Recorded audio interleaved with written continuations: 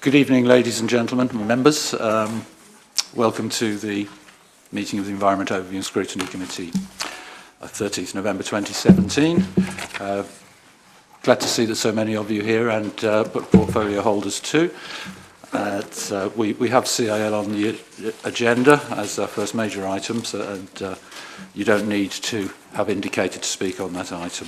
So when we get to that, we'll let you have your turns. If I can, please, the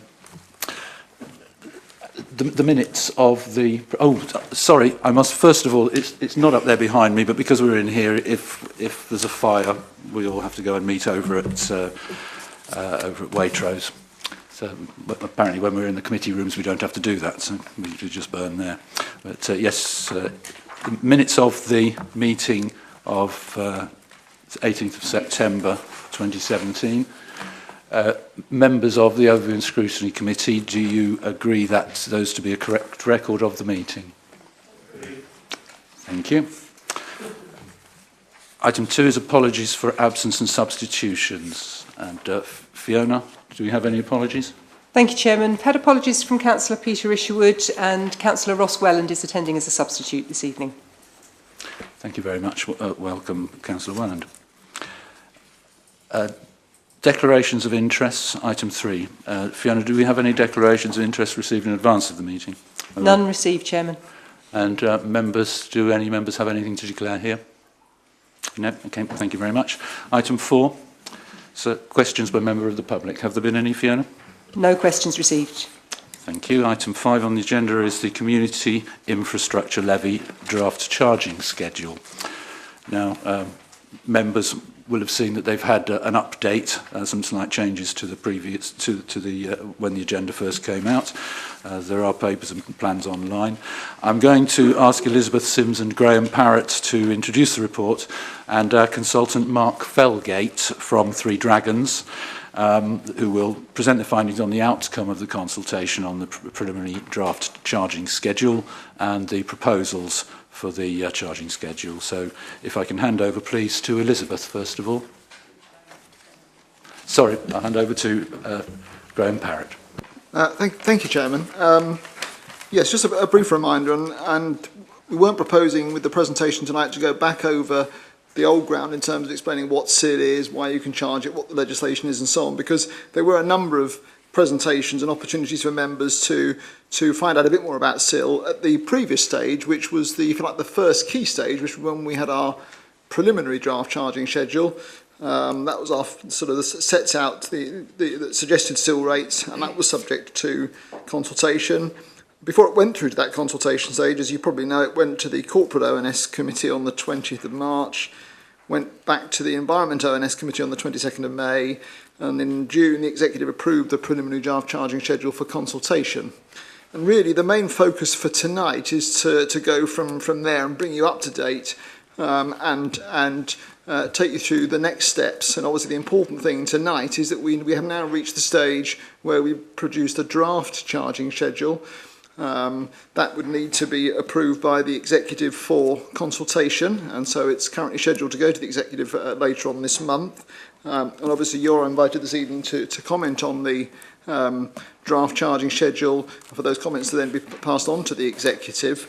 That is really usually the last main consultation before it's submitted for examination. You will have seen there's a fairly full report setting out some of the background, so I won't go through that. Sufficient to say that there were representations we received from various groups. Not surprisingly, I think a significant amount of those came from developers, because that does tend to be the way with this sort of thing when a lot of it's around viability.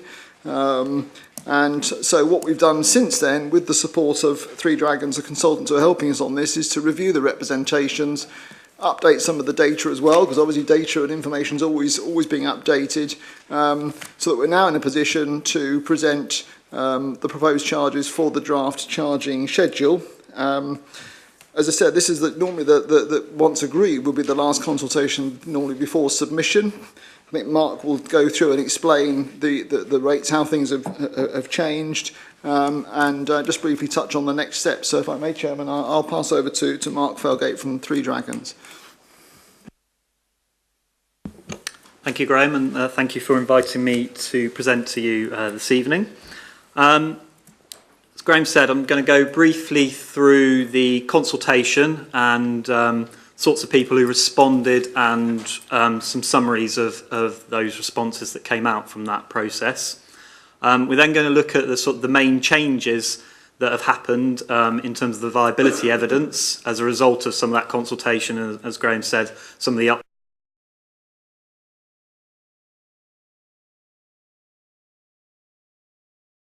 as Graham said, it was going to go to submission after that consultation period, subject to approval by the council. And through that process into submission, it will go to an examiner who, like the local plan examination, will be looking at all the issues. So I thought I'd just cover quite briefly about what sort of issues he or she will be looking at when they review the documentation. And then finally looking through what the actual proposed rates are now, how we've come to them, and then the next steps following that. So in terms of the consultation, that was held in the summer of this year, over I think it was a 6-week period. Had nearly about 40 responses back, just shy. These came from a variety of different respondents, parish, district and indeed the county council. In the main, as Graham said, the land promoters and the developers were the most prolific in responding. And there was also some from some of the statutory organisations like Natural England and some of the utility companies as well. So there was a variety of responses back. 40 is about probably slightly above what we'd normally expect for a consultation like this at this stage. So it's quite pleasing to see that people have actually engaged in the process. I've done a lot of these across the whole country really, and that's quite a decent response rate for this stage of a SIL consultation period at the preliminary draft charging schedule stage. So in terms of some of the key comments, I think some of these are summarised in the committee paper in an annex of each of the respondents and what they've been saying. So I've just drawn out some of the key elements that are from that and that have been important in how we move forward. Not unsurprisingly, there was a lot of commentary from particularly developers and landowners about the rates being too high, which is what you might expect. But linked to that was a concern about putting delivery at risk, which we'll come back to. There was a lot of commentary about sort of comparing the rates with other surrounding areas, and if you were here for when I presented back in I think June or slightly earlier than May, I think it was, this year, I had a map showing all the different various rates that were around Waverley that varied from about £50 up to £500 per square metre. So there's a lot of people comparing with those rates, which is understandable, but it has to be borne in mind that when the commentary does that, it's not always taken in the whole picture when it does it, because those rates were set at different time periods, perhaps different scales of development, and had different policies in place. For example, affordable housing may have been a much higher percentage in those areas, pushing the rates down. So whilst it's not expected that those comments come through, I don't think an examiner would be looking into too much detail around those. There was a bit of commentary from a number of the developers about whether the residential charges should be more fine-grained. As you remember, we've discussed over the earlier part of this year and into publishing the report in the summer about trying to have a simple charging schedule, and we ended up with sort of one main residential zone. So there was some commentary about whether that should be more split out. In particular, Dunsfold Aerodrome, the strategic site there, whether that should have a separate rate completely. And then there was other comments about some towns perhaps having different rates. There was some comments also about the supporting evidence and the methods not being entirely clear. This is always an issue with this sort of work, because obviously if you put in all the evidence, you end up with quite a unwieldy, very long report that's actually quite hard to see, wood through trees in that kind of circumstance. So it's a balance between that and clear messaging. So in the new report, we try to reflect some of that, but without going to the nth degree and setting out absolutely every single bit of evidence. Other comments we had was about whether SIL should be introduced at all at this time. And I think this was especially in relation to the stage that local plan's at the moment, and whether SIL should be actually introduced after that stage. However, guidance is actually quite clear that SIL should be published, or should be prepared at the same time as you're doing your local plan. So inevitably there's always going to be a slight, it's going to run slightly in time with each other, so you're not going to get so much lag. And so I think because the guidance is quite supportive of that, and there's been plenty of examples of these stages of consultation coming out before examiners' reports are received on plans, we don't really see that as a particular issue. There was a few suggestions about how often you should review SIL, and within that, a couple of suggestions that it should be linked with the retail price index. So you have a SIL rate and it gets automatically updated every year. The guidance does actually allow for that, but it's just a slightly different indexation. It uses something called the Building Cost Information Service, which is produced by the Royal Institute of Chartered Surveyors. And that already provides that annual linkage to up rate as if prices go up. So that's already in place and is within the regulations. There were a number of comments around infrastructure and whether it's been updated to reflect the modifications and the relationship between Section 106 requirements and how those move in the future. Again, that's a matter for the sort of the balance between what you'll seek in the future through Section 106 and what you'll seek in the future for SIL paying for, and that comes out in what's called the Regulation 123 list, which we've talked about on a number of occasions and is actually set out in the plan, in the charging schedule, I should say. There were, surprisingly actually, because I've not seen so many responses on this, so quite a lot of responses on older person housing rates. I think we probably had 4 or 5 on that. Normally you might get 1 or 2, so it's quite a substantial number of comments coming on that. First of all, about them being too high, and also whether the definitions are clear about what we mean by older person housing, and I'll return to that later on. There was actually, amongst all of this, actually some support for the rates, which was great. But I think it's fair to say, although we've received a lot of comments, I said nearly 40 in total, what was lacking with some of that commentary was actually evidence to support what people were saying. So, for example, where there were comments saying, well, yeah, house prices that you use are too high, there was nothing to actually behind those sorts of comments. So it's quite difficult to know whether it's just a perception or whether there's any real evidence to support some of those comments that were made.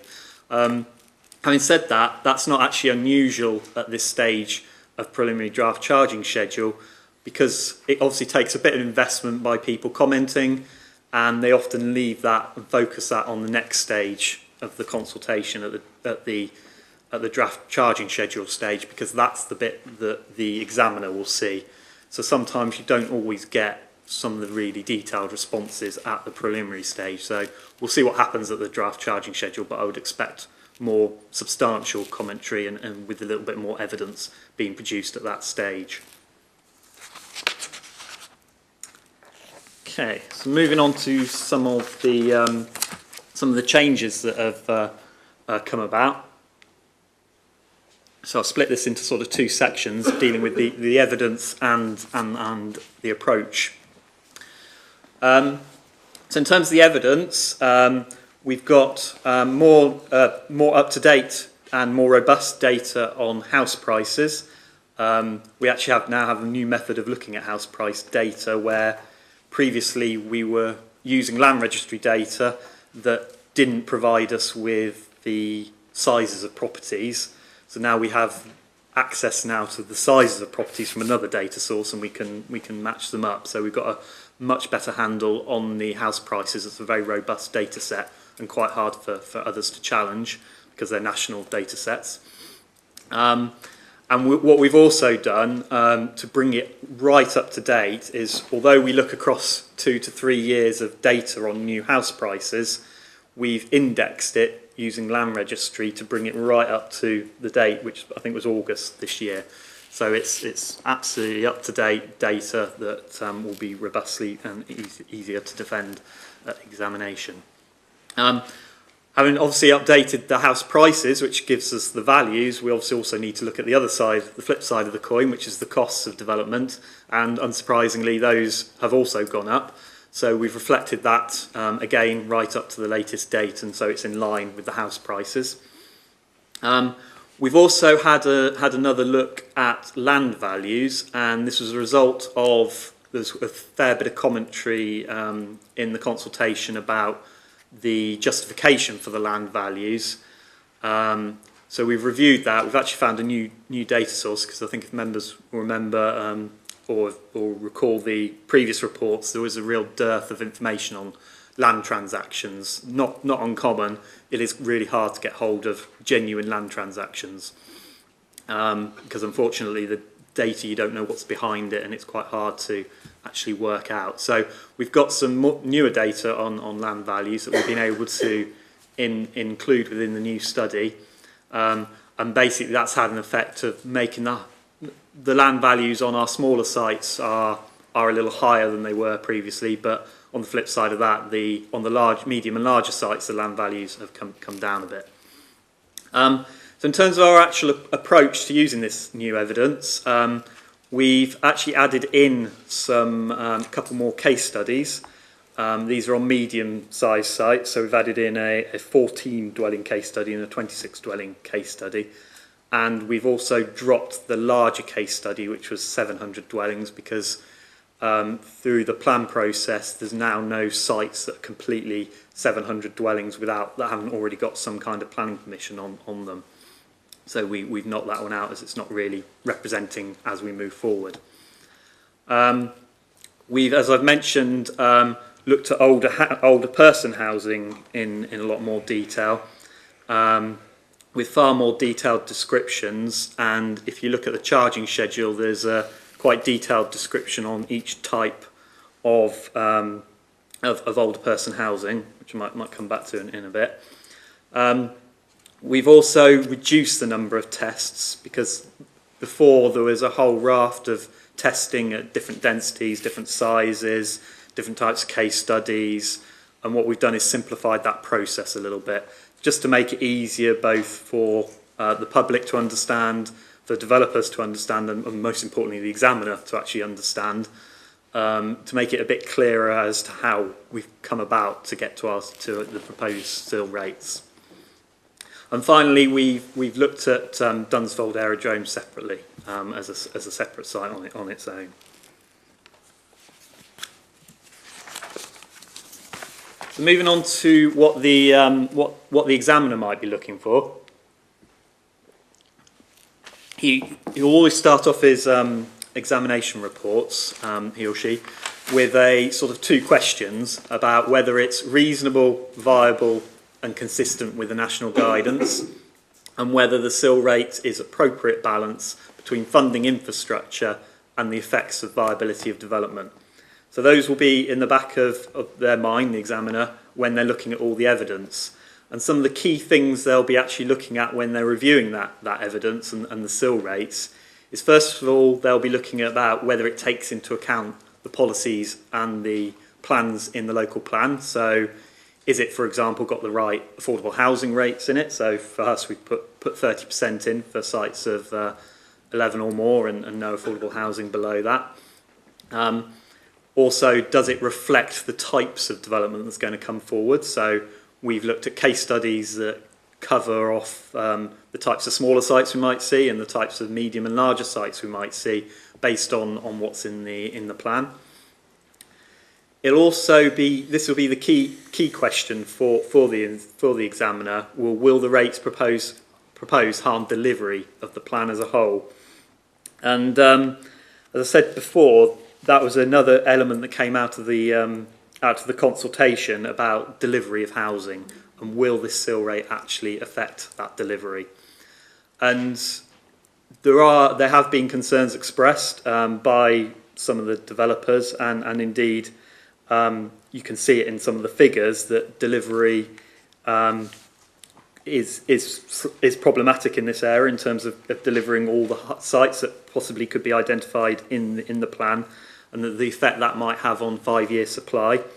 Of course, the knock-on effects of 5-year supply is if you're not hitting it, then you could end up with development where you don't want it. So it's really important to understand that the sill rates have to be set at a point where it's not going to harm delivery. And whilst there may be a sort of theoretical maximum, if you like, of headroom for sill, it's not necessary to actually set it at that maximum, because you've got to think about the whole plan and how the delivery might be effective of individual sites. The other two elements that they'll be looking at will be the past and future relationships with Section 106, as said previously, about what's going to be Section 106 in the future and what's going to be sill in the future, and making sure that it doesn't lead to what they call double dipping, which is a phrase sort of bandied about, but basically what it means is whether someone's got a development, they put in planning permission, and the council asks for a Section 106, they're having to pay sill, and actually that's funding the same bit of infrastructure, so the developer would be in effect paying twice. So it's to avoid that happening, because that would be against the regulations. And finally, they'll be looking at are the differential rates justified? So this basically means where we've got different rates proposed, is there a justification to suggest that we should have different rates? So that justification falls in terms of geography. So is the viability there different from there for a particular reason? So that could be one reason to have a different rate. Is the type of development different? So, for example, a convenience retail store is a different type of development to a supermarket. So can we justify that? And finally, the scale of development. So, for example, here is the sites 0 to 10 are a different scale of development to the sites 11 plus, because they don't have affordable housing, and those do have affordable housing. So there's a different scale of market housing involved, and therefore that's a reason why you can justify having a differential rate.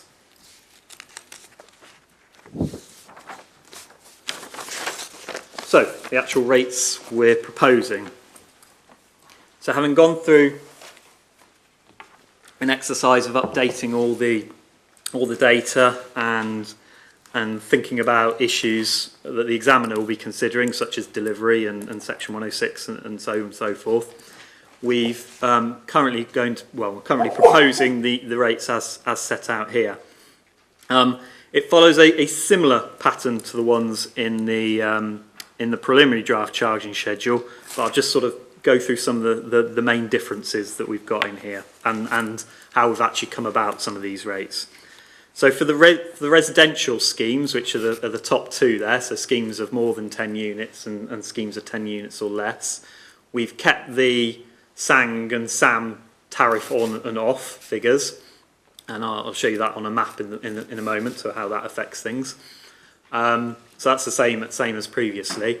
The actual rates themselves have dropped slightly from where they were previously, but as I'll explain a bit later, it doesn't make it does mean less money, but not as much as you might envisage. And the way we came about those particular rates is basically we took an average looking at the case study results.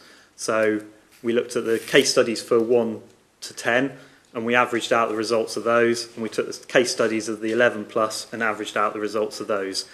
There's no right or wrong way of coming up with a sill rate.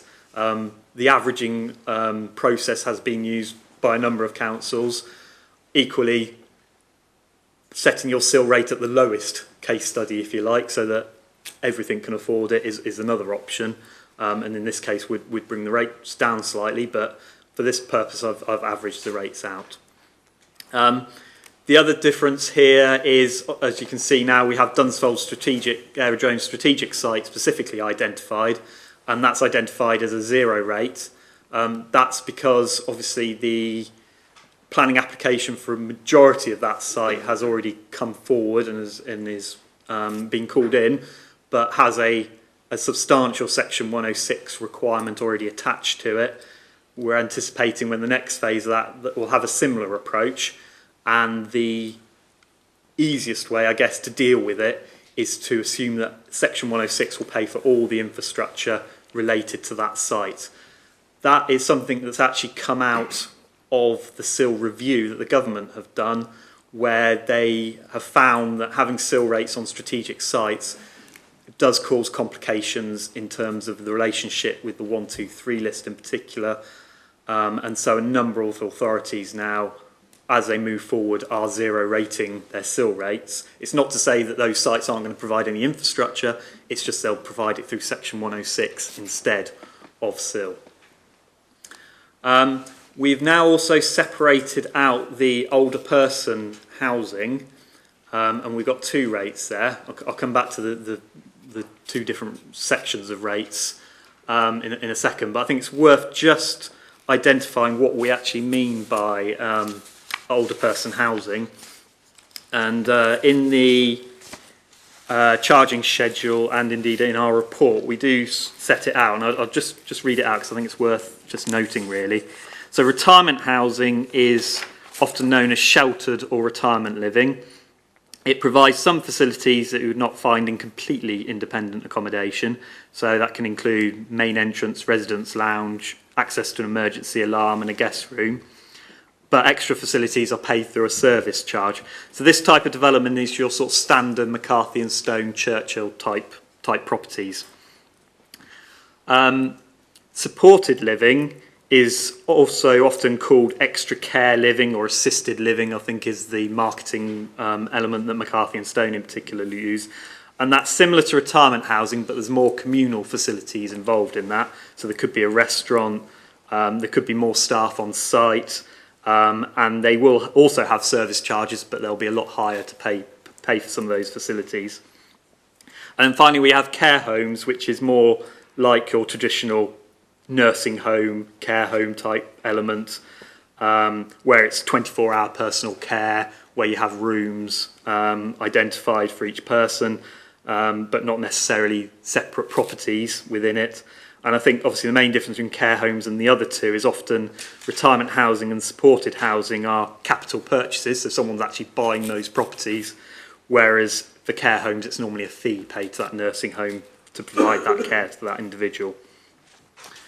So having said that, we've looked at the viability of both retirement and supporting living separately because they have slightly different characteristics, but actually on balance they come out pretty similar in terms of their viability, which is why we're considering them together. And then what we've done is we've looked at them with an affordable housing element, which is the first category, the 118 and the 100, and then we've looked at them without the affordable housing. The reasons for that is the policy at the moment suggests that those would be paying affordable housing, but there is an element that allows, if they can prove that there's more care involved, that they wouldn't pay affordable housing. So rather than lose out, we just set a charge for each, so the council will benefit most from whichever whatever option gets determined at the time of the application. Then we've got a range of retail charges, the small convenience store, the supermarket, town centre retail and outer centre retail, and those are as previously in the previous charging schedule. Reasons those haven't changed, there has been small changes in the bill cost, but nothing particularly substantial, so we've pretty much left those as they are because there was no reason to change them. And then, just to be clear, all other uses that aren't on this list would be zero rated. So I said I'd just set out what it would look like in terms geographically, if you like. So on this map in the sort of top left-hand corner, where Farnham is, that's the area where if there's the area with the SANG charge, if you like, so the lower charge, because they're having to contribute to the Thames Heathland mitigation strategy. Then the other sort of hatched area is the Dunsfold Aerodrome policy site. So again, that would have the different rate on it, and then the rest of it is a single rate. Oh, and the very small bit that you probably can't really see near Hindhead is similar to the Farnham area in terms of the Sang. The other couple of changes that you'll note from the preliminary draft charging schedule to the... before I say that, I must go back to the retirement housing. There was a very slight change between what was in the committee report and what's shown here and in the draft charging schedule, where the rates have actually gone up very slightly, and that was because of technical change with I think it was stamp duty. So we've now corrected that, and that's the rate as shown there. Sorry, going back to other changes in the draft charging schedule. The council has an option to introduce what's called an instalments policy. If you don't introduce an instalments policy, it would basically mean that anyone with planning permission, once the sill is introduced, once they stick a spade in the ground, they have to pay the full amount of sill. So that's not so bad on the smaller sites, but on very large sites, that could have a massive effect on viability. So it's recommended that you would move forward with an instalments policy. And the one here suggesting that if the sill bill is less than 10,000, that would be just one instalment on digging the spade in the ground. Between 10,000 and 49 and 50,000, there'd be two instalments, 50,000 to £500,000, three instalments, and £500,000 and above, four instalments. Now these instalments are time-based because that's what the regulations allow. It's questionable whether that's really helpful and whether it should be numbers-based, but the regulations say it's time-based, so there's a time limit based on each of those instalments, and the council will need to set that out. The other option the council have to introduce is what's called sill in kind. The details of how that works is in the draft charging schedule, but in brief, basically what it allows for is an exchange of land for their sill bill. So, for example, if a small site was going to provide a primary school for a much wider area, primary education is part of the sill allowance, it would allow the developer to sell that land to the council for an agreed amount, and that would be offset against their sill bill. So if their sill bill was 5 million and the land cost 500,000, they'd just pay 450,000, 4.5 million. So it's there to help get development going and allows land to be put into the pot as well, which is often quite important when you're trying to find land for putting the right services into an area. It is at the discretion of authority, and normally it would be an independent valuer who would value that land.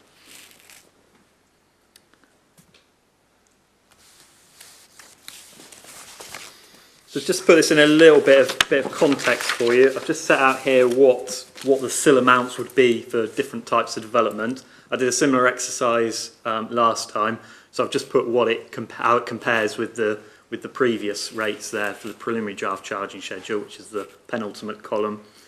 As you can see, on a single home, we were at just over 40,000, ranging up to 500 homes, which would be about 13.5 million pound return. So it just gives you a little bit of an idea of what developers would have to be paying once this came into being.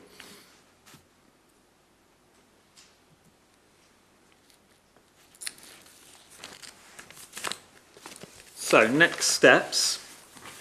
The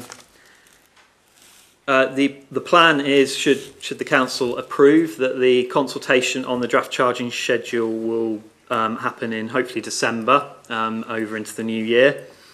They would then submit after that process, and then with a view to have an examination in April next year. However, these timings are obviously indicative and largely dependent on the availability of examiners to actually take on the examination. Following that in April, then it will be a process of confirming the sill rates once a report is received by the examiner, confirming what the Regulation 123 list is, publishing those and sort of going alongside that process, which I think the council officers has already started on, is looking at the governance and how you might deal with spending priorities. And that is me done for the moment. Thank you very much indeed. Would Ian or Elizabeth like to add anything there? Not at this stage, I think, Chairman. Thank you very much. Okay, thank you. Thank you very much indeed for that. Members, I'm assuming that you've managed to take everything in, and it's a very complicated subject. I think perhaps the best way to run through this is, for a start, for me to try and get an indication from people as to which members or how many members would like to speak on the general, speak generally on the charging schedule, and perhaps any showstoppers that they see in there, anything that they particularly want to raise, and also see which people want to speak on matters that are more geographical, that apply particularly to their own area. So could I just have a very quick, from members of this committee, all members, in fact, a quick show of hands as to who would like to speak on general matters? So we've got 3 or 4 on there. Okay, and what about on Cranley matters? And Hazelmere, Western Villages sort of matters? Okay, Farnham matters, apart from me. Where else have we got? Godalming matters, of course. No, I nearly forgot you. Okay, right, so we're across the board. And is there anything specific? Okay, now, everybody who's indicated there, if there's somebody who hasn't been included, I'll let you start off. We'll start off with whatever's outside the box. So is there somebody who's got a comment to make, not inviting portfolio holders at the moment, but comments which are not geographical and not showstoppers or overriding, something else of interest? No? Okay, in that case, going to general matters, would you like to start off, and that way you can keep your eye on people afterwards, or would you like to wait and let somebody else have a go?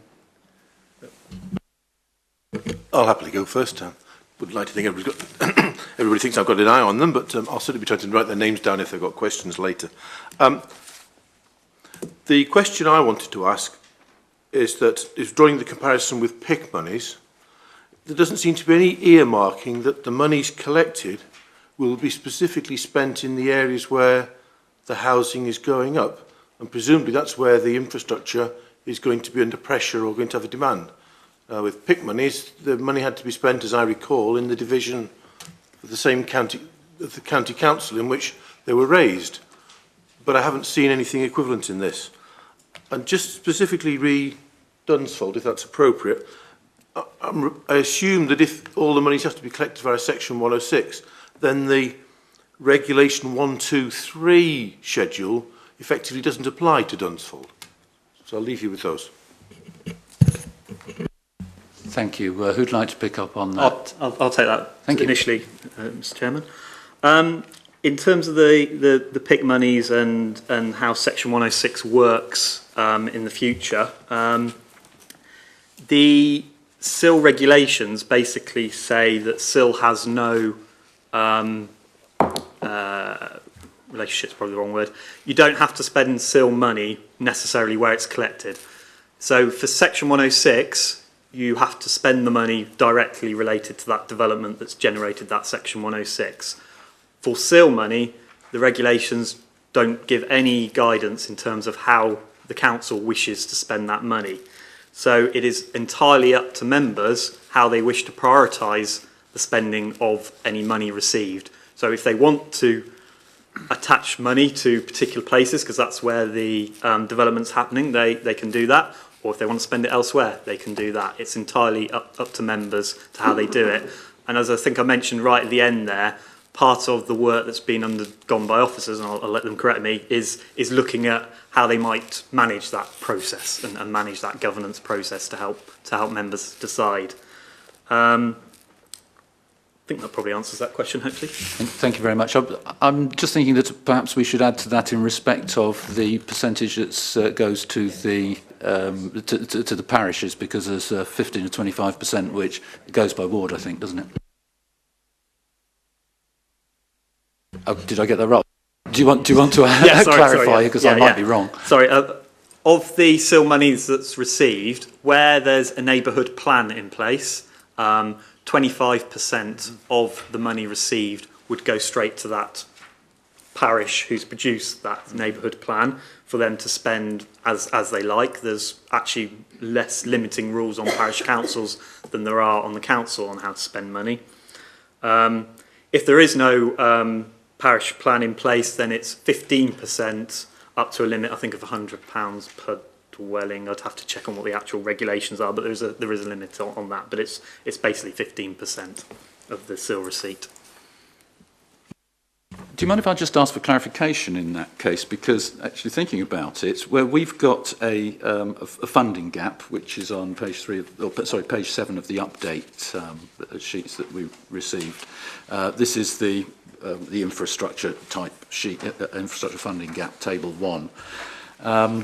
We're totalling 135.65 million cost and a funding gap there of 128. So we're thinking hopefully over the plan period we're going to have 128 million pounds come in.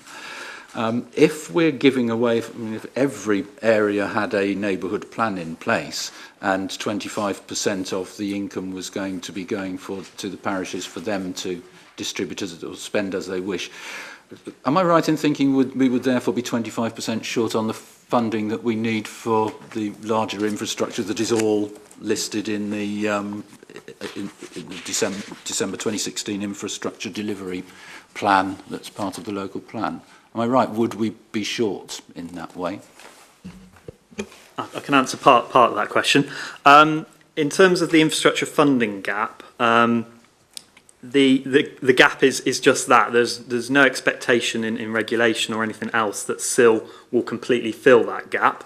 In fact, the regulations say it actually almost shouldn't fill the gap. It should be there should still be a gap even after SIL. It's a bit strange the way it's written, but so yes, you are right that some of the payment of SIL will go to the neighbourhoods and will go to the parish councils. But it's important to remember that SIL is calculated on the viability and not on the infrastructure requirements. So unlike Section 106, which is calculated on the infrastructure requirements, SIL is just purely on the viability. So there may always be that gap and other funding sources may need to be sought. And that's fairly common it's common with every SIL, basically. There is always that funding gap there. Thank you very much. Okay, members. Now, 3 or 4 of you did indicate that you were going to. Oh, I apologise, Sir Graham would like to speak. I understand. Sorry, Chairman. I think I was going to mention the issue of the 25% to the 15%, but you covered it anyway. So that was all I was going to add. Okay, thank you. All right. 3 or 4 members did indicate that they wanted to speak on general matters first of all. So could you just indicate which of you that was, because we'll go through those first. We'll start with Mary Forashevsky. Thank you, Chairman. We're very much thinking along the same lines here, because one of the issues that I wanted to some clarification on was that shortfall. And I appreciate that the viability of any project is based on whether it can be delivered or not on the viability stream, and therefore it's not going to affect the larger picture. But there has to be some understanding of where we make up that shortfall, because we'll still be left with this infrastructure that's going to be inadequate. No matter with the best will in the world, we can have as much SIL as possible, but if we've still got infrastructure bills that are exceeding that, it amounts to very little. So I think we really need to be able to identify the shortfall exactly. And if I can as well, just because I do think this is really complex, and I look at the schedule and the percentage, and I appreciate it's been calculated on a very accurate scale, but how accurate going forward? Is it going to be unfair across the board? Is one of the questions that I would actually be concerned about. And is there movement in the proposal, alongside the proposal for SIL, for 106 contributions to still be acquired? So I'd just wondering about that. And there's 1 or 2 other things that I've got concerns about, but I would prefer just to hold back because my fellow members may raise those and I don't want to take up too much of the time on my own issues, but those general points, if I could have some clarification and understanding, I would be extremely grateful. Thank you, Chairman. Thank you. I think they're fairly straightforward answers to those. Who wants to take that? I'll take the first bit in reverse order, if I might. Okay. In terms of Section 106, there is an allowance for Section 106 in our calculations, and there's also an allowance in the 1, 2, 3 list for Section 106 to still come forward on very site-specific matters. So that would be something like ensuring the right play equipment's on site. So that is there. In terms of access across the board, I'm assuming I wasn't quite sure what you meant there, but did you mean as we move forward how it continues to be a fair rate? Yeah, okay. The sill rates are obviously set. They're set until you choose to review them again, which can be at any time that you want to do that revision. Normally, it would be when there's something major has happened to suggest that change should take place. So that could be, I don't know, a legal challenge to the plan, or it could be a new plan that comes in board, or it could be just a complete change in the economic circumstances of an area, or even nationally, that would trigger that change. So you are able to review these. And also, as I think I did mention a little bit earlier, there is something called indexation, which basically means every year the sill rate will get revised according to where prices have gone up or down. Up till now, they've always gone up, so the sill rate's always gone up everywhere. So that's built into the process to allow that, so you don't necessarily have to keep reviewing the sill all the time and going through this whole elaborate process of going through consultation and all the rest of it. That's just an automatic yearly update. In terms of the infrastructure funding gap and how that might be filled, I'll leave that to the office. Would you like to come back, Mary? I mean, the answer is basically it's not a perfect system. It's a broad brush, and we sort of have to make the most of the system that's in place to bring some money in, because otherwise we'd have nothing. But Section 106 does run alongside it. No, so. I absolutely agree, Chairman, and thank you for allowing me to come back. And I think the point is very well made, but we are entering into some uncertainty in terms of our country and the position we're in when we look in the next few months as to what's going to happen with Brexit. And while a lot of people don't want to talk about it, I think we need to be mindful of what that can actually do to the market and what it does to the viability of some of these projects. And do we actually see this whole thing crash, and then where are we left at that moment in time? We've also got to think about this living in harmony with our local plan, and without a local plan, this certainly doesn't get very far. So there could be delays along the way. We need contingency plans and a plan B to ensure that the developers, it's happening, the developers are coming forward, there is a mechanism there for a fair delivery on charging, so it can then be reapplied where it's most needed. Thank you for letting me come back, Chairman. Thank you very much. Let's let somebody else. I mean, the answer to that is it's not going to be perfect, and I think you've already been told by Mark there. He's explained that we can review it if there's a major economic shift. And of course, if Brexit makes us all wealthy and everything, and the world turns to roses for after Brexit, which I'm sure it will, then maybe we're not charging people enough. I don't know. We might need to up all the values. We don't know. Okay, who would like to speak next? Question on shortfall. I think the answer to that one was answered earlier, wasn't it? That actually this isn't perfect and it's not intended to. That there always will be a shortfall in there because the system isn't intended to pay for absolutely everything. But I think perhaps if Graham would like to. Well, thank you, Chairman. I mean, only to say, I mean, obviously going back to the start of this process, as members will know, we have to look at setting the sill rate in terms of viability. And I know, because we've discussed this many times, and I can fully appreciate the desire to want to maximise the sill because of the infrastructure requirements, and I think we totally understand that position. But clearly, ultimately, the sill rate is linked to the viability of development. The funding gap is there. We have to demonstrate a funding gap to be able to actually charge sill. So if there was no funding gap, then an examiner said, well, why are you needing to raise sill? But I don't think we're alone, far from it. I'm sure, compared with lots of other authorities that have lots and lots of bits of infrastructure, things will change. I think we say in the document, this is the funding gap and the evidence of infrastructure is it's a living document. There will be other sources of funding that will be examined. There will be changes to the SIL rate, and frankly, when you get into your governance, there'll need to be some prioritisation of how you want to spend that SIL money, including potentially talking as well to the towns and parishes about how they might spend their elements of SIL as well. So.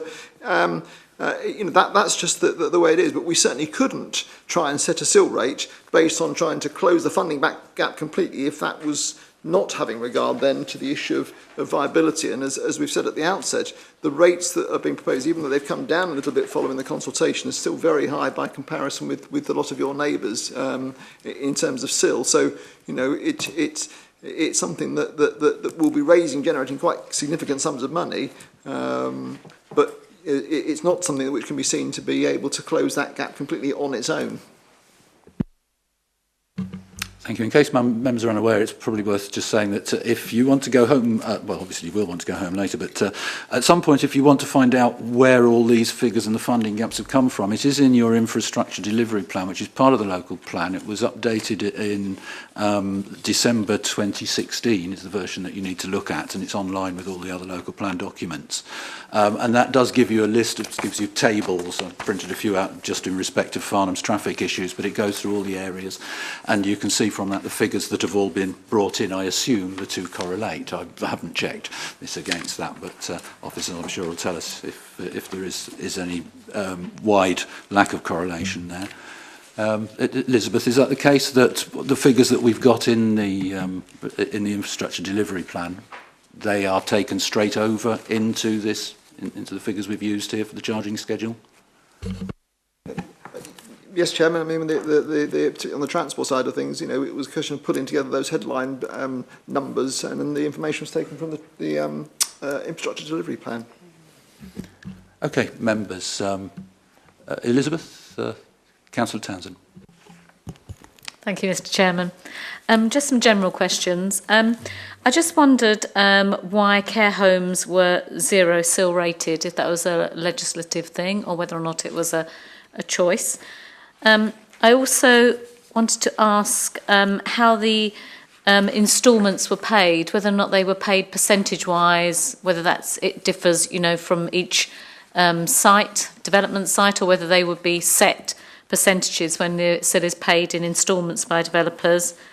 And finally, my third question was the retail rate for the SIL, which is a town centre retail, £25 per square metre. I just wonder how that compared to other areas. You spoke about that we're quite expensive in other areas. I just wondered whether or not we are expensive there or whether or not we were fairly reasonable. Thank you, Mr. Chairman. Mark, if you'd like to take that. Yeah, I will do indeed. Care homes, they are 0 rated, as you rightly pointed out. It wasn't a sort of a choice, if you like. Care homes are notoriously unviable, which is why you don't see many getting developed. They're also often provided by county councils anyway, or getting rid of by county councils in a lot of cases. But they run on a slightly different model, if you like. And I won't get into the technical details, but they, as I think I've suggested in the presentation, they are not bought, as it were, by individuals. They are run by single companies who work them out on a different sort of financial model to, say, a house builder would, or a builder like McCarthy and Stone would on the other types of older person housing. So there's a very big difference between the types of models between care home C2 type provision, and the retirement living and assisted living, which are essentially just like houses in effect. So there's sort of a difference in the types of facility they're providing, and therefore the viability is quite different between them. So that's on care homes. In terms of the instalments policy and the percentage-wise, it's up to the council how they want to introduce an instalments policy. The one suggested there is, just go back to it just so we've got it in front of us, would be, obviously for the first instalment, would be a straight figure. How the 2, the 3 and the 4 instalments would be up to the council to decide how they would want to split that. Most councils have taken the view of just sort of having even payments out over the time. So if it's 4 instalments, it'd be in 4 equal chunks. But again, it's up to the council to decide how they might want to put that policy in place. This is just a flavour, if you like, of what it could look like, but clearly a bit more detail is required on how you eventually might want to go forward with that. In terms of the retail rate and how that compares, a lot of town centre retail studies I do don't actually have a retail rate for their town centre developments, but because your town centres are actually generating quite high values, that has then led to actually there being sufficient viability for a CIL rate. Having said that, the likelihood of new retail space in your town centres is not that high in terms of brand new space. Most of the retail town centre development you'll find will be reuse of existing buildings, and they don't actually have a CIL charge on them at all. So whilst there is a rate, I suspect actually in reality it may not be that you'll get very much at all from that in the long run, but because the viability suggests it could be a rate, it needs to be in there, but I don't think that there'll be much of it. Thank you very much. Would you like to come back on that? If there's anything you'd like clarified further? Thank you, Mr. Chairman. Just one thing. If you could just clarify, so for the care homes, is that a national legislative zero CIL rate, or is that something that we have chosen? Thank you. It's not a national rate, but having said that, I haven't seen one that's had a charge on it across any CILs. They've all been zero rated. Thank you very much for that. On the same subject, just before I go to Councillor Byam, because he's indicated a couple of times, thanks. I did notice in the examiner's report from the Surrey Heath Borough Council CIL examination, he stated, I did examine the case for treating specialist Class C3 retirement housing differently. However, evidence presented to me at the hearing suggested very strong values and viability associated with this type of development. That's not care homes, that's residential homes. I think you're talking of McCarthy and Stone type. It looks to me like we are charging lesser for that, although it has been increased from what was in the papers by £25 and £49, the figures at the bottom of page 23. Is this something that's regional? I mean, we as councillors, I think, ought to be looking at whether we ought to be giving people discounts if they are not justified. You know, if we are allowing people to pay less. If Surrey Heath, for instance, I've just picked one piece out of a document I happened to fall across. They say that there isn't they've got very strong values there. You know, the evidence that we've got, how robust is that if somebody, I can't imagine somebody would want to challenge it actually, it would be the other way round, wouldn't it, probably, if they were challenging, but you know, how robust are the figures we're using if we're saying something different to places that are nearby? Thank you. Yeah, the sort of the main difference, I guess, between C3 retirement type housing and normal housing, for example, is the build costs. And what's happened in recent years, which is why there may be a difference with Surrey Heath, for example, which was, I think, a little while ago, was actually the BCIS who give us our build costs have actually sort of changed their definitions, if you like, about how they calculate build cost. And these are the figures they're now providing for us. And I think the build costs now are quite a lot higher than they had been previously. And in fact, we've even seen it between the two studies back in June and to now. There was a big change in the build cost because actually BCIS got it wrong in terms of their calculations. And unfortunately, we are bound by them, if you like, in terms of our costs because they are the best source of information normally. And following actually us and others saying, are you sure? They have now actually revised those to the rates that they perhaps should be, which is actually higher than, say, flatted development, which is previously they were actually below that, which was a bit of a concern. But we are confident now that the viability is based on good, robust information in terms of both values and in terms of the bill cost, but it's the bill costs that are probably causing that difference. Okay, thanks. So the opportunity to review this within a few years or whatever, if other problems has come up like that, with problems we can take care of that. Okay, Councillor Byam. Thank you, Chairman. Yes, there's so much here to talk about, so I wonder how to get through it. And I've made a whole list of things on my iPad, and I'm quite difficult in deciphering which part was which. But one of the questions I have with regard to the designations and the revision of designations of retirement homes, etc., people for retirement, we're covering people of a certain age, which I happen to fit into it somewhere, I think. But we don't talk about younger people and the problems of, of care for mental health people, etc. There's a strong push now to change and to improve the care of mental health people and for young adults and others who are have learning difficulties or physical difficulties, etc.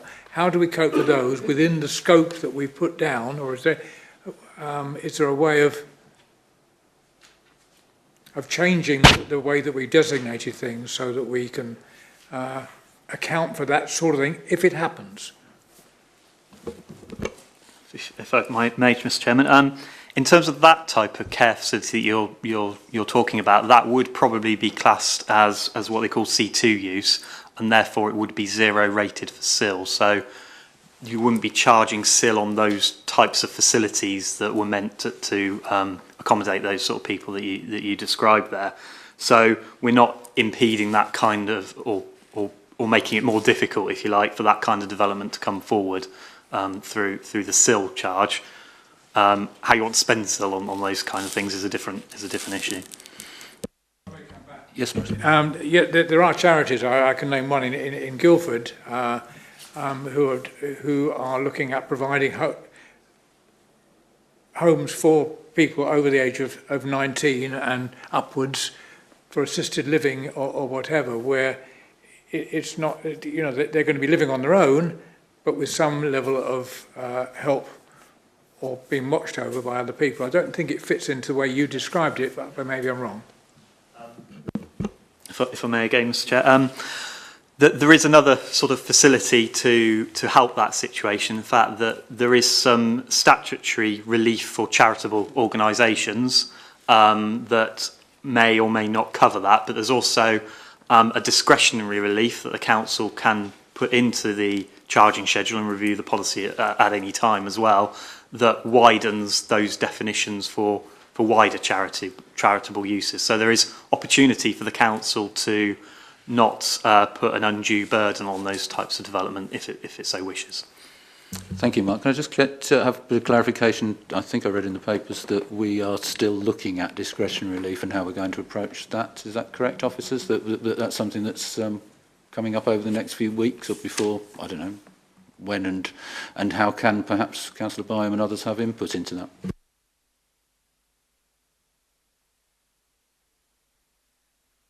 Well, I think, Chairman, what I would say is if the committee felt this was something that we ought to be looking at now, then I think that ought to be something that should be captured this evening, because obviously what we want to do, and I'll check with them in terms of the process, but I think we would want to go into a consultation prior to examination, and certainly in preparation for an examination, with as much information as possible about what sort of discretionary relief there might be. I mean, obviously there are certain reliefs that are there, and certain things that are like in the regulations, so you don't need to make a decision on that. But if the council wanted to go down the route of any particular discretionary reliefs, then I think you would need to be trying to identify that, because clearly what you don't want is major representations at the stage when you're going to an examination on things that deal with that sort of thing, when it could have been picked up earlier. So I would certainly say if there's a sense, for example, in relation to those sorts of things, that you feel that should be considered in more detail, then that probably ought to be something that should be fed back in your feedback to the executive. I just wonder whether any other members, Maurice, you might want to come back on that, or whether anybody else wanted to talk about youngster needs and particularly health needs, which obviously is something which we're discussing. What I was going to suggest, Chairman, is that, and what I was asking earlier, but it didn't come back in that way, is whether we somehow broaden or soften the description so that it does cover a slightly wider area. You've gone into quite a lot of detail on the various retirement type living situations. Is there any way of broadening the wording in that to make that cover what I think may well be something which is useful? I don't know.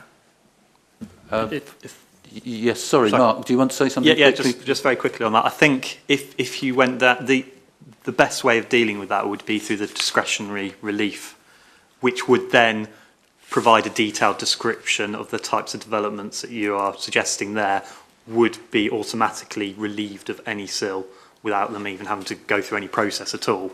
So it wouldn't even be zero rated, it would be absolutely no SIL. So it would be very clear to those types of organisations providing those sorts of accommodation that they wouldn't pay any SIL. And that would be a matter that the council would just have to set out in a policy that would accompany the charging schedule. Thank you very much. So, Councillor Ramsdale. Surely a discretionary relief area where it's down to the council to decide to do it or not is exactly that. It's not something that we predetermine. It's something that if we get a case that's quite evidently something that's for the benefit of the community is going to be expensive to provide, then we'd waive the charging of the SIL. I don't think it needs to be planned in advance, or the financial impact isn't going to be that great. It's a matter of the council having the power at some stage to waive something because of the nature of the charity or the nature of the people who are going to gain from it. And we certainly wouldn't want to be accommodating young people with particular disadvantages in a particular way simply because of the effectively tax consequences of the decisions as to how you accommodated them. Discretion is discretion. It's something you have for the future, not something you predetermine where you're going to apply it. Could I have an officer comment on that? Because I think we probably can't be fast and loose on discretion, but you know, there's got to be some rules in there, I would have thought. Basically, the way SIL works is there's an assumption you have to pay it unless there's a policy that says otherwise. So unfortunately, the way the regulations work, that unless the council has a policy on it up front, then with all the goodwill in the world, they would still be required to pay SIL unless you have that policy up front. I'm afraid it's just the way the regulations are composed, and unfortunately not a lot we can do about it. Thank you. That actually raises something which I didn't think might be a problem, but could be, because I noted that what we don't cover in here there's a couple of issues. Obviously, one of the important areas, transport and SANGs. Now, if we're looking at SANGs that are going to be necessary for the Weldon Heaths, as we know, for instance, an application that's just gone through through the Joint Planning Committee in Hindhead, Hazelmere, sorry, at Sturt Farm, and we don't seem to have a particular policy or something in here where a developer provides their own SANG land. That's obviously, you know, I picked that up from the Surrey Heath Borough Council charging schedule, because they only have a choice of, because everything in Surrey Heath is within 5 kilometres of the Spa. They only have two different areas, and they always have to, they either provide their own SANG or they don't. Now, we don't quite have that same situation, but it's going to have to come into this, I would have thought, that we should have some sort of charging level if people are providing their own SANG, and it's not stated, although it could possibly be just the, you know, at the moment we've got a lower level if people are contributing to SANGs. Well, that applies to the Thames Basin Heaths, but it doesn't apply to the Weldon Heaths, and I saw that there were a couple of people, Elstead Parish Council particularly, commented on that. You know, how is this a difficulty? Is this something we need to ask the executive to make sure is put into the plan before it goes forward any further? Obviously, if there's anything like that, we've got to get them in to make sure it's sound.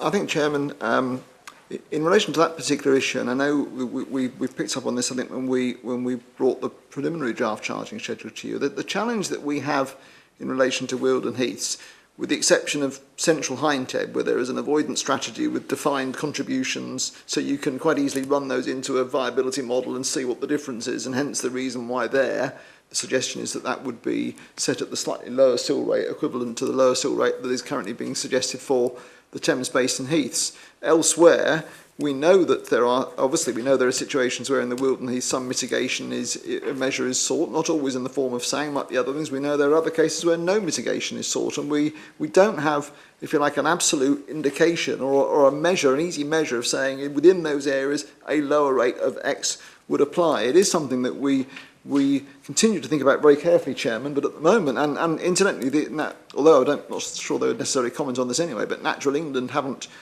commented on the approach that's been set out for either Thames Basin Heaths or Wealden Heaths in terms of sill. As it stands at the moment, the rate that would go forward would be saying that within those areas around the Wealden Heaths, the higher rate of sill would be liable. Clearly, one of the reasons for having quite a high sort of buffer, if you like, is to try and allow for some flexibility around issues where there might be slightly more unforeseen costs, but we just simply don't at this point in time have an absolute mechanism whereby we could say, through the evidence we've got, you could discount sill by 10, 15, 20%, whatever it is, in Wealden Heaths for that reason. But it is clearly something which it would be preferable if we had a Thames Basin Heaths type sort of measure, but we just simply don't have that. And we've got that going from the Wealden judgment, which is confusing things also down in other areas, isn't it? I know it makes it difficult for us, but we're going to have to put a policy in somewhere, I think, and whether it has to go in this or whether it needs to go in the local plan or in local plan part 2. I don't think it can go in local plan part 2, so perhaps that's something we have to look at outside of this meeting, because we could get awfully complicated. And I don't know. Now, if we start looking at individual areas, because that is looking particularly, I suppose, at the Hazelmere, Hindhead and Whitley and Milford areas, if we're talking about the Wealden Heaths, if people would like to now start introducing their own comments in respect of whether it's Godalming or other areas, I'll invite members to speak. Yes, Councillor Hunter David. Am I right in thinking there's no ways of applying sill to residential conversions? We're looking at the work done over the neighbourhood plan.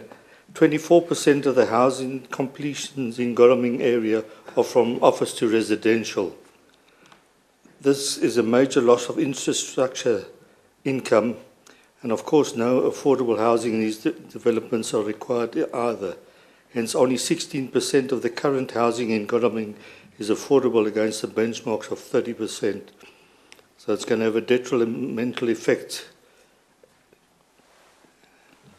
Thank you very much for raising that, because I know that we did receive an email from Patrick Havron earlier on, who's asking members if they'd raised that.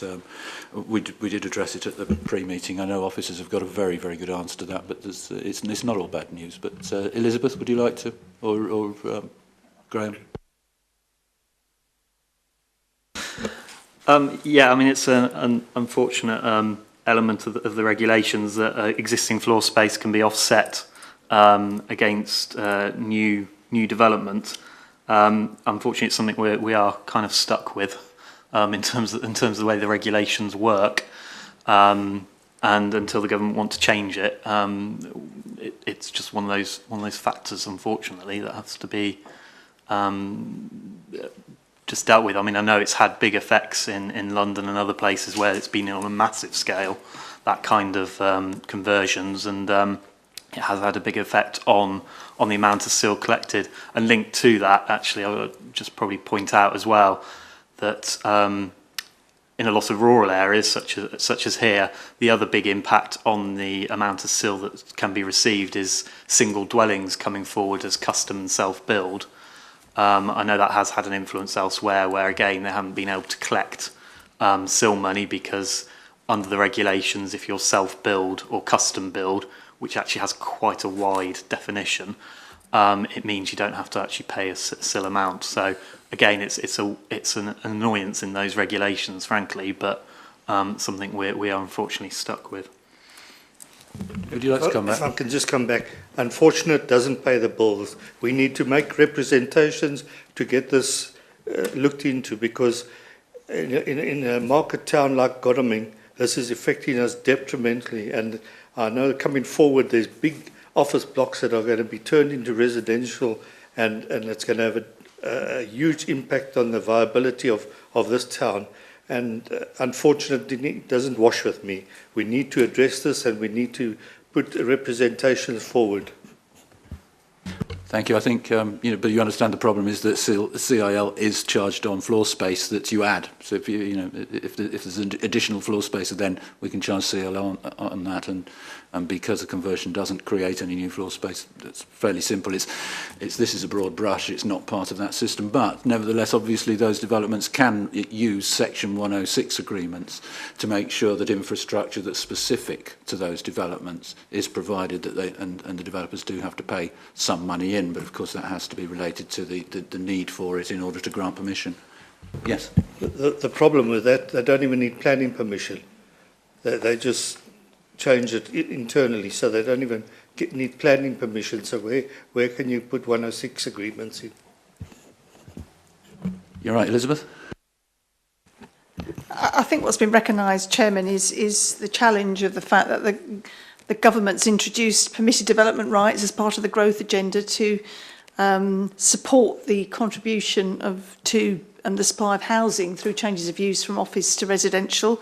In fact, very recently, they've extended that right from light industrial to residential. So government's very serious about the contribution that these changes of use can make to the supply of new housing.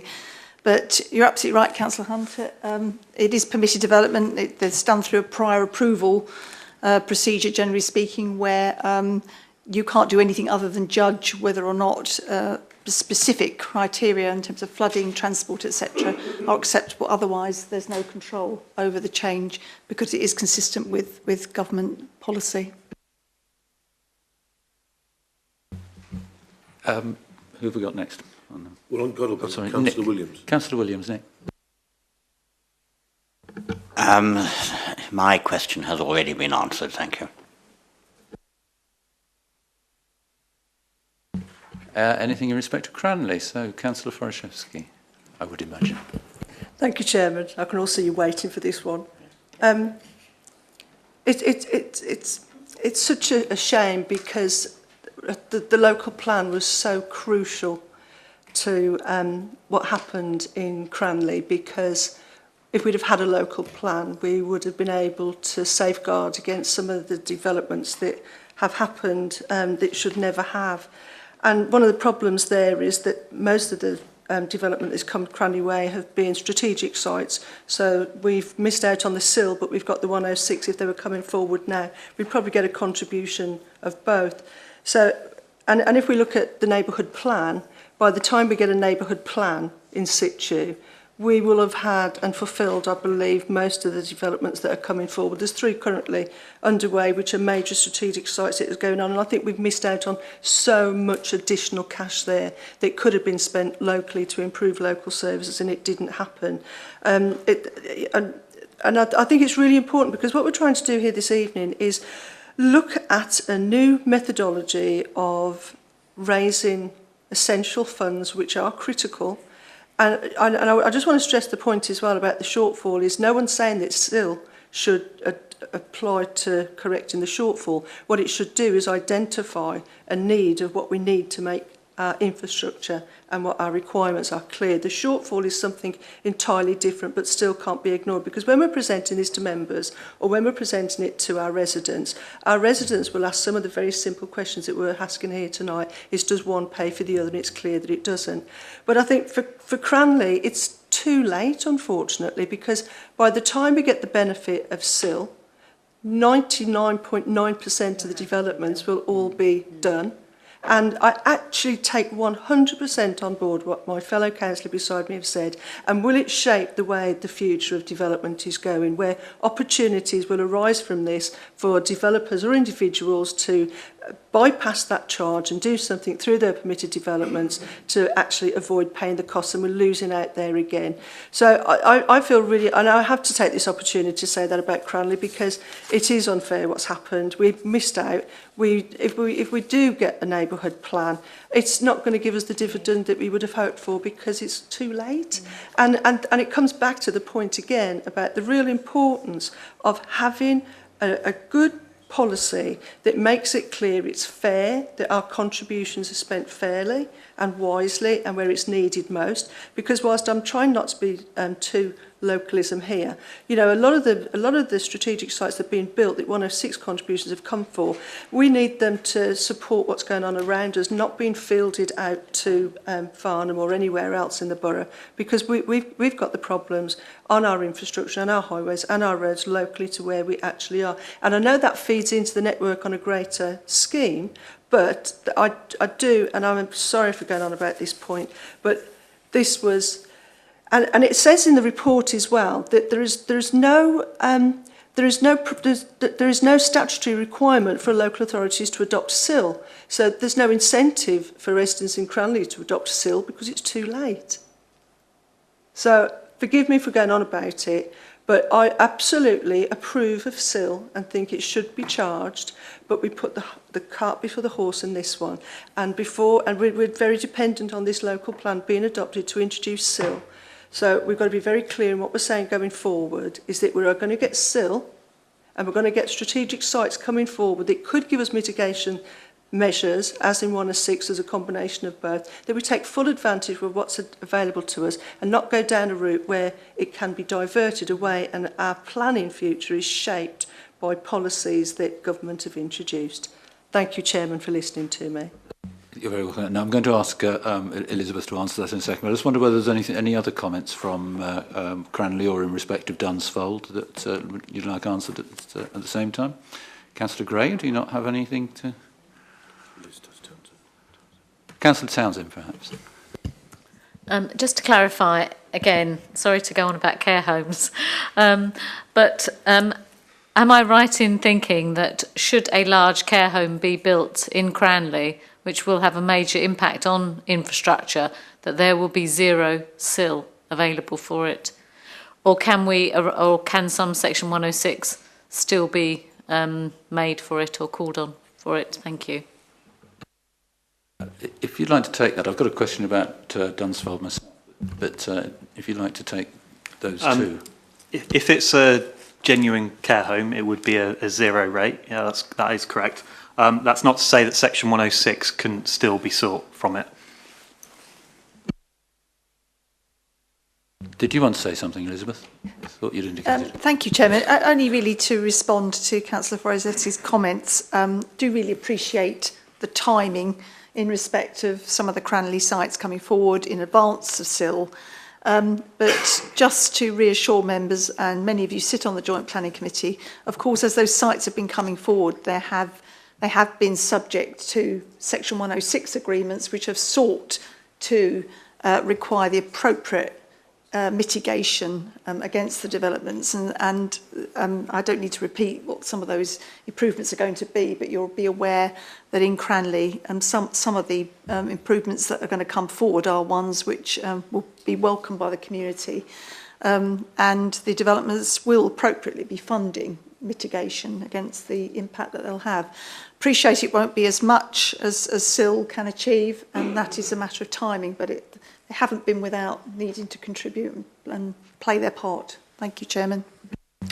Thank you, Elizabeth. Now, in respect of Dunsfold, just I want to wrap this up very soon. I'm going to ask if the portfolio holders if they'd like to say something quickly, but I've got a question myself in respect of Dunsfold, which is a sort of like an overarching thing. Now, this infrastructure delivery plan that our funding gap is based upon, I think assumes that Dunsfold is delivered, and obviously we don't know and probably won't know, I gather, until the middle of January, whether Dunsfold is going to be going ahead in its current form. That's the Secretary of State's decision. Now, a lot of the infrastructure that Cranley needs and the developments that are going on around, particularly Alfold and Cranley, they're relying upon infrastructure being paid for from the Dunsfold application, or the Dunsfold scheme. So, if that doesn't go forward, is this going to leave us a gap, and where are we? I mean, do we really need to leave this? I suppose what I'm saying, do we need to leave this and the CIL and finalising it until after we know what Dunsfold's doing, in case our infrastructure needs, if they're not going to be paid for by Dunsfold, then, are we going to have to make sure that they come in from a different direction? So that's one of my I suppose I think it's an important point that we need to know: does this depend upon Dunsfold, and are we sort of putting the cart before the horse, but in a different manner to how Mary was saying? And the other issue is one which has been raised by Farnham members, and that's in respect of the amount of money that's going to be coming forward to the town council, because Hart District Council have a different scheme where what they do is they have their own company that sells sang, so we don't get the amount at the moment with what we've got in front of us with this charging schedule. Obviously, areas where the developers are having to pay into SPA mitigation, we're getting less money for the council and for other infrastructure because there's a lower charging rate. If we were to do what Hart's doing, then they have a separate, basically a land charge, and they sell it through a company for their mitigation. If we were to do that, obviously they've had legal advice saying that's lawful, then we would get more money. Now, I appreciate that, hopefully we've got enough headroom to be able to cover that, but if it's been adopted over there and everybody's happy with it, why don't we do that? So that's, from the Farnham point of view. So if you could just fill me on how important is the Dunsfold decision to what we're doing, and is there an opportunity for us to, especially if this has got to await Dunsfold, to perhaps relook at what Farnham can get and the council can get out of this? Thank you. I think, Chairman, on the Dunsfold issue, if permission is not forthcoming on the scheme that's currently with the Secretary of State, and another alternative development is put forward, then I think what we're saying is that if it's been zero rated for SIL, that still means that for a site of that size, you would expect still to be looking to secure all that infrastructure through the Section 106 route, which will still be available to you. So it may be a different scheme, but the principles are the same in terms of how you're going to secure the infrastructure. It would be through 106. And you wouldn't be at the risk of the double counting or whatever. In terms of the SPA, I don't know the details of exactly Hart's situation. I mean, Hart, I don't think are as advanced, anywhere near as advanced in terms of their SIL, because their local plan is also, I think, is delayed and is coming along behind our local plan. So I'm not familiar with the mechanics of what they may or may not be considering. What I would say from just what's been said is that I think if there is still a charge there in a different way, they're going to sell something to developers or whatever it is, then there's still going to be a cost that the developer's going to pay to be able to buy into that sang. So I think it'd be wrong to suggest that somehow we're missing out on a trick here or something. I mean, we have a current approach with an avoidance strategy with defined contributions, and we have factored that into coming up with a SIL rate which means that it's still viable but still allows those contributions to be paid. So as I said, I'm afraid I'm not familiar with the Hart one in detail, but my initial reaction would be to say I'm not sure whether that necessarily means that developers aren't still going to be faced with money they're going to have to pay. They're just going to have to pay it through a different means. Okay, thanks. Well, I'll forward you some information on that separately, because I've got some of the Hart Committee papers which it might be useful to look at. I can't read that. I'm sorry, Wyatt. What does that say? Anybody wanted to address Hazelmere and Hindhead? Oh, where would you? There's also Councillor James wants to speak. Yes. Thank you, Chairman.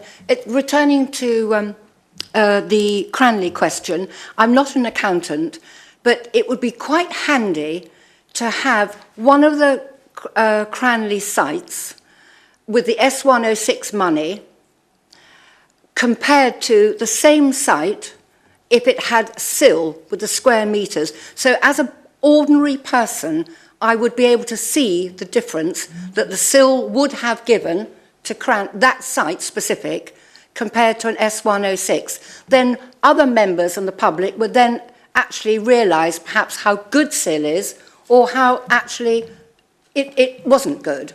That's a really practical question, but I'm not an accountant and I wouldn't be able to work the numbers out. But it might be something that's useful for the consultation for members of the public to see the difference. And it would be very easy for somebody, but not me. Unfortunately, I don't think it's very easy for anybody because it would be site-specific, obviously, in terms of the Section 106 at the moment. The charges are made specifically for that site, what infrastructure that needs, whereas CIL is more of a broad brush that just brings. But I think the answer is about 3 times as much as in general rules. But I'll let Elizabeth try to answer that one. Thank you, Chairman. We could probably try and work that out for you and provide that for you. That would be helpful. Or we take one of the Cranley planning permissions, the Berkeley homes, for example, and compare what we've achieved through Section 106 and work out what could have been achieved through SIL and make that comparison. We can probably include it in an updated report to the executive if that's a useful comparison, but certainly provide it to you offline as well. Not too much trouble. No, it's not too much trouble. Thank you, Chairman. Thank you very much. I just want to check that Councillors Seaborn and Upton and any comments there, because the portfolio holder, Councillor Adams, would like to wrap up for us. Okay, Councillor Adams. On that last issue, please. Please do. We would need to choose a site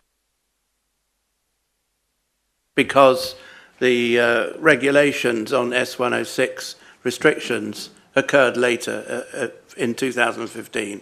April 2015. Thanks for that. Would Elizabeth like to explain that to me so I understand what that? Do you? I don't know of any change there that's relevant. Thank you, Chairman. What Councillor Adams is referring to is the government has been trying to persuade planning authorities to adopt SIL for quite a long time, and one of the changes it made to encourage authorities to move away from Section 106 was in 2015. It introduced a restriction on pooling of Section 106 so that no more than 5 Section 106s could be used to deliver a single project. So that's obviously reduced the ability, including to ourselves, about how we use Section 106, and it's intended to make it much more attractive to adopt SIL. But I think actually this is a straight comparison between sites where we've achieved Section 106. Notwithstanding that, I think it probably is still a relevant comparison, whichever one it is, to work out. Notwithstanding that, we achieved X amount through Section 106, and this is the comparison now that we'd achieved through SIL. So we'll choose an appropriate site and we'll work it out. Thank you, Chairman. In Cranley, yes.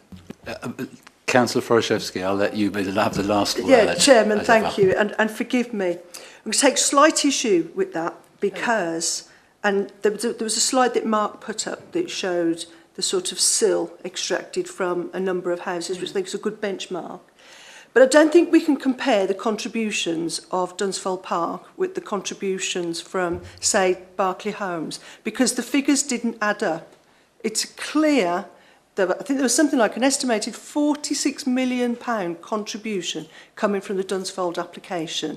If you equate that to the Berkeley Homes and to the Knoll Park and the Little Meadow and all the others, they didn't add up, I'm afraid. And if you look at the figures, they didn't add up. And I think you've got a really relevant point there, that whatever happens in the future with that site, if it doesn't happen and the contributions aren't there, you've got a massive shortfall then, a massive shortfall. Because, as I say, there were certain things in Cranley that the developers would not pay for because it was not viable. So I don't think we can compare the contributions from Dunsfold Park collectively to the contributions from the one-off isolated developments that happened. Check the figures.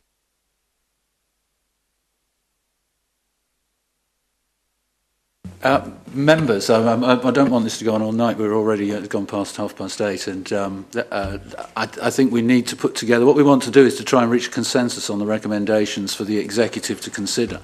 I think it's plain that we would like the executive to consider the implications as to if Dunsfold needs to be start again or whatever. There are certain difficulties, I think, as the officers and Mark have confirmed, that it's not entirely straightforward how we should be treating Sang here, and it might be worth recommending that the executive look at how Hart and other councils are approaching it so that we could end up with more money for the parishes. That's my own views. What would members like to put into comments to the executive please. Any specific issues? Wyatt? What I've done as we were going along, Chairman, and I made some recommendations now where people expressed concerns and felt there should be something happening. So I've got kind of 4 recommendations to recommend that we add to the list of recommendations. You're a star. Go ahead. So one was that we ought to examine or set a task to examine discretionary relief so that we have a category of discretion that's worded as wide as the rules are permit. I'd like it to be so wide that it's anything the councillors want. I guess that's not going to be possible, but something that meets an unexpected need of charities or a particular situation, perhaps something can be worded. We can task the officers to do that and include that for the executive. Second was to take on the task of public representation to the Secretary of State regarding the lack of contribution from conversion from office or light engineering to residential because of the impacts that were brought out by Councillor Hunter in particular. Third was the need for us to be doing work on the shortfall. Okay, SIL's not going to cover it, but we should be saying, we've got this shortfall, where are we going to fund it from? What is going to happen? And that kind of links to some of Councillor Forozeski's observations. And then the fourth, I think, was your own, but again links to Councillor Forozeski, is we ought to be doing some work on the impact of Dunsfold on our funding of infrastructure if it wasn't to happen. Okay, I understand why it's that complicated. It's all got to be done through Section 106, and therefore Regulation 123 list doesn't apply. But I think, as you said, we need to know what the impact is, or we ought to be doing work in parallel with this on what happens if it doesn't happen. I'm hopeful that the different people who made observations can agree with me on those 4 extras. Members, do we have anything we want to add or any comments if you disagree with what's... Maurice, yes. I don't disagree. I spent hours rereading this today and put all sorts of yellow dots all over the screen, etc. I'm not quite sure whether these are being adopted or being recommended for adoption, especially on the item 5. They've been the draft charging schedule and viability report. There's things in there which I have queries on, questions on. Are they going to be updated? Should I be feeding that back separately rather than trying to extend the discussion tonight? Yes, I think we do have to try and feed that in separately to the executive system somehow. I've had a comment also, which I forgot to put in, which is we're not entirely sure whether we've got a big funding gap in terms of health provision, which may or may not be in here, and that's something which, you know, we may need to. It may be that we need to add it to our list, because the problem is if we don't have the infrastructure type in this CIL list, in the Reg 123 list, we cannot use it for those purposes. When CIL comes in, we can't charge for it. So whether or not there's something there, we need to take that forward, but we can't spend all night on this. So if I would just ask Elizabeth to wrap up on how Councillor Bye and myself, any other members with particular small issues or comments or whatever can get those in so that it comes into the executive without obviously pretending that it's necessarily got the backing of the whole of this committee. Thank you, Chairman. My suggestion is that if members have any further outstanding matters they want to raise with us, by all means forward them to us. Of course, if they're not actually discussed this evening, they're not going to be able to form formally part of the ONS comments, but nevertheless all your thoughts and comments of course are welcome to us, and we'll take them into account and see how we can best convey them as the report continues its journey through onto the executive. Thank you. The point of the second document that came out is it's written draft all over it, and therefore presume we're not confirming that the draft is now formal, because there are missing elements to it. Anyway, there are places where they say information is still required. So that's where I'm talking about, perhaps, and other people may well have the same concerns. You're absolutely right. There is further work to be done on that, and I think that the only real opportunity for us to have input into that is going to be through the executive, by attending the executive meeting when it comes forward. I'm quite happy for you to send things through to me, and as chairman of ONS, you know, sort of vet them with the knowledge that I've got of it, and with officers, and try and put them forward together. But apart from that, I don't think there's more that we can do, because otherwise we'll be here till midnight. It's a very complicated subject.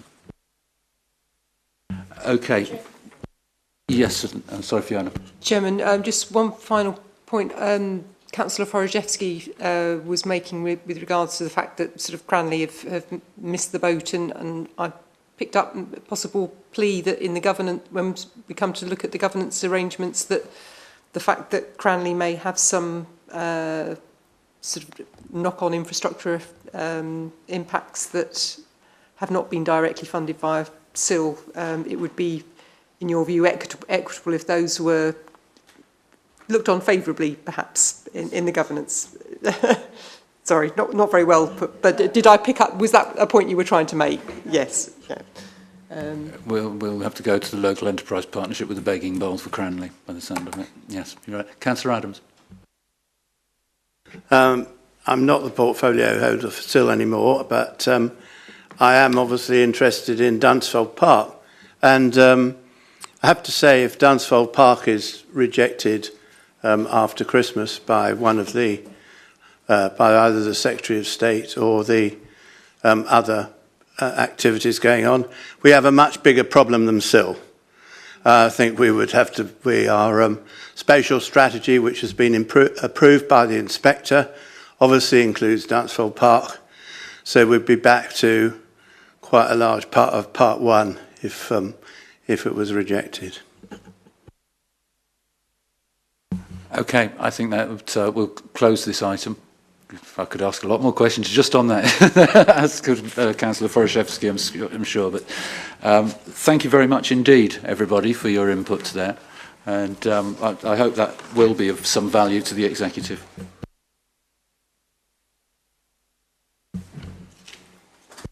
I will just take a very quick break for members Saw and Mark. Thank you very much indeed, Mr. Felgate. Thank you. To allow members to leave. Okay, we move on to item 6, which is the Planning Services Review, and this is of great interest to Elizabeth. If you would please introduce this report. Thank you, Chairman. Members, the report in your agenda has been prepared to cover 2 key areas of development control performance. I'll start with the second item because that's where it started from, and I'll come on to the first item.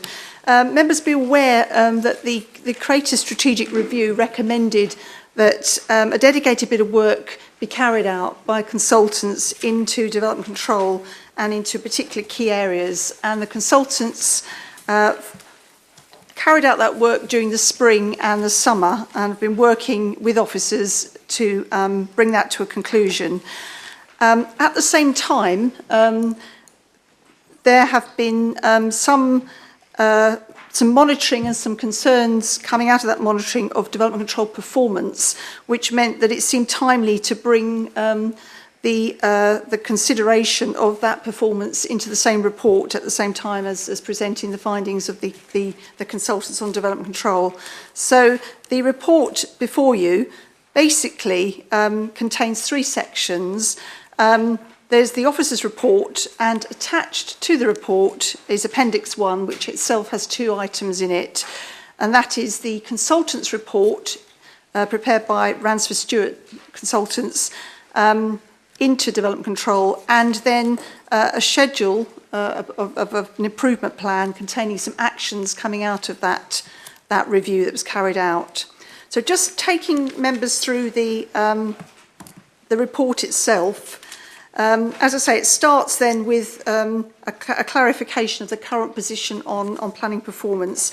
It reminds members that the government assesses development control performance in terms of both speed and indeed quality or success on appeals, which the government terms quality.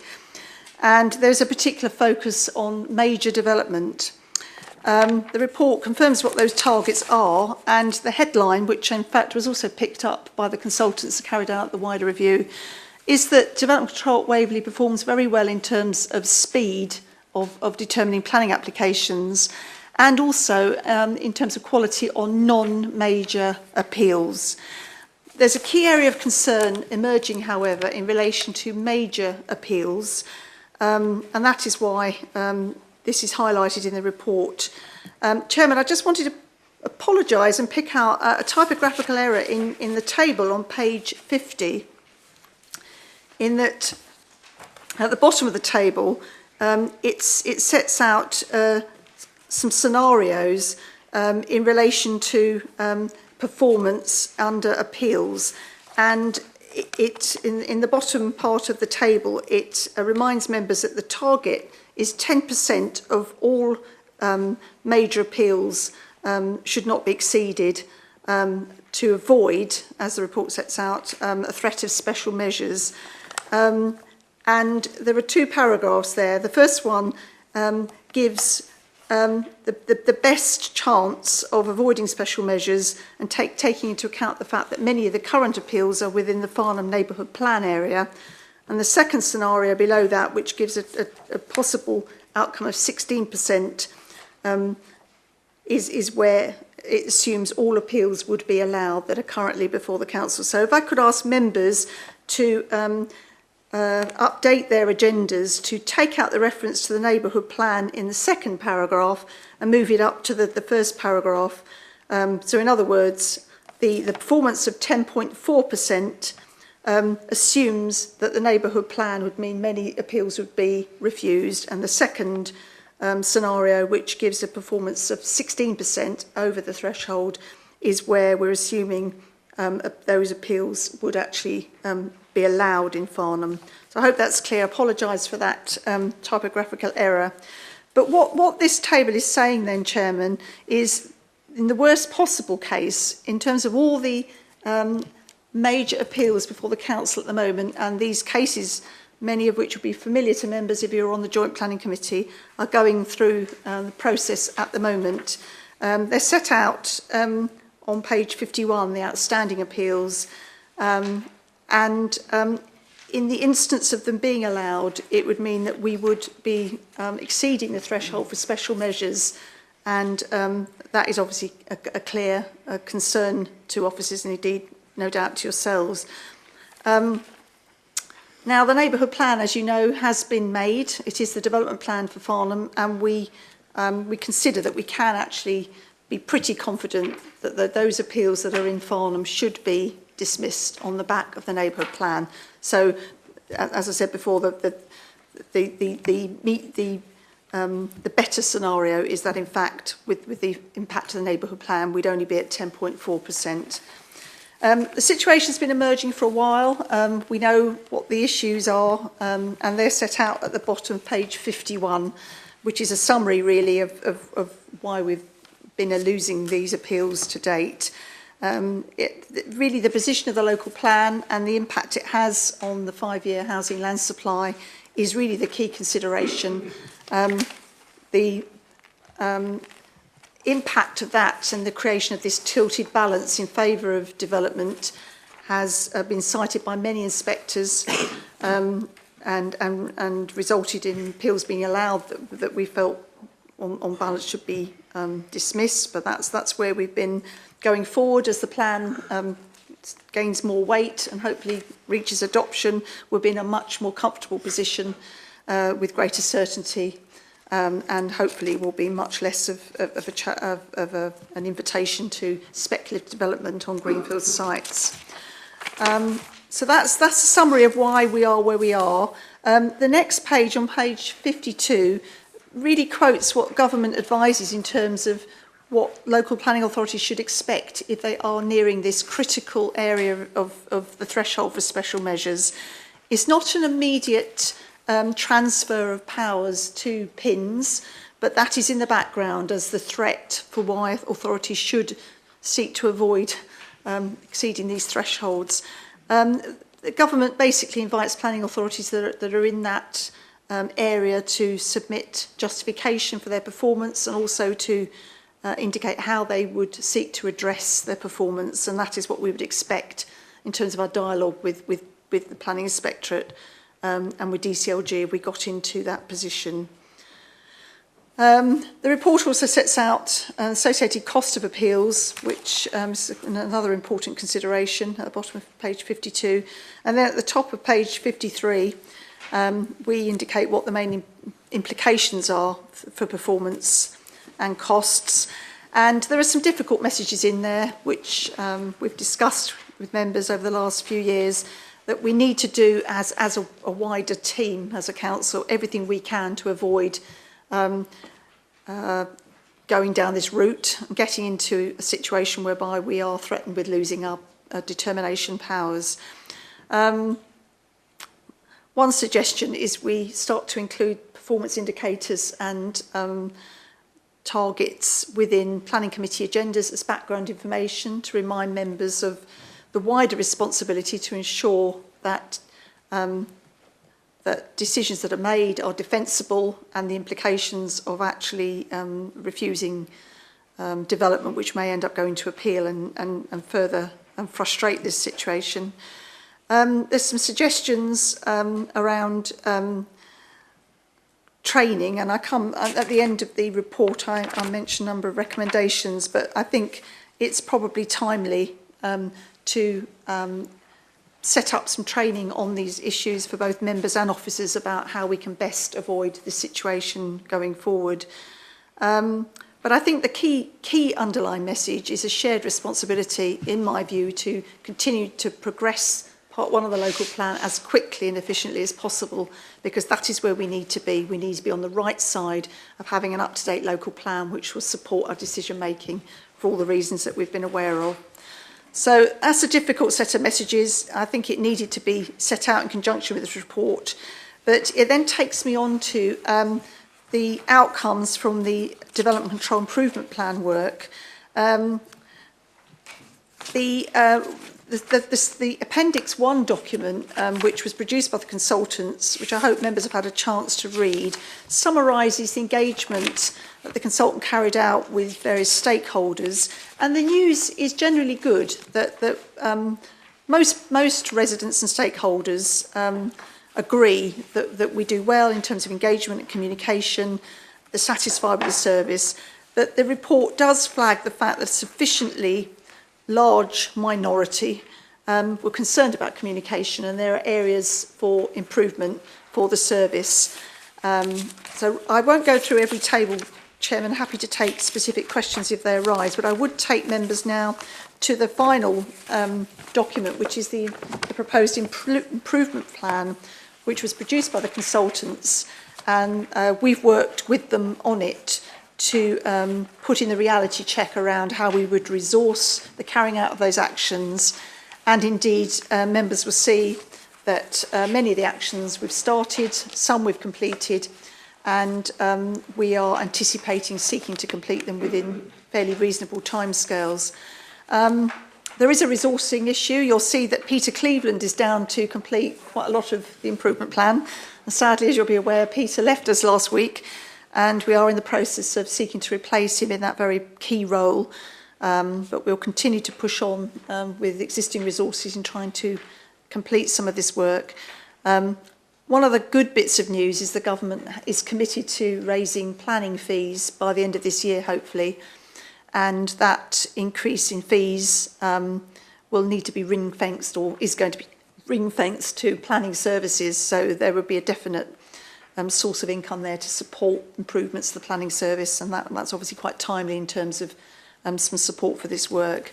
The consultants identified 5 key priorities to include an up-to-date development control manual, to improve our IT system, which is a fairly well-developed project, to improve project management of major cases, which again we do pretty well already. There's some actions in there around improving decision-making and appeal performance, which leads back to the original concern that I was relating to. And there's some suggestions there for member and officer training in terms of some of these key areas to ensure that we continue to improve and avoid some of these alternative scenarios that can arise if we underperform. So, Chairman, I hope that's helpful. The final page of the officer report does include some recommendations that we would recommend to the executive, but the overview and scrutiny's observations on those recommendations clearly are welcome, and any further thoughts or questions that I can pick up on, Chairman, very happy to take questions. Thank you very much. Thank you very much indeed. I did rather dare Elizabeth to try and explain about where the wording in the table in respect of our vulnerability to having the DCLG step in.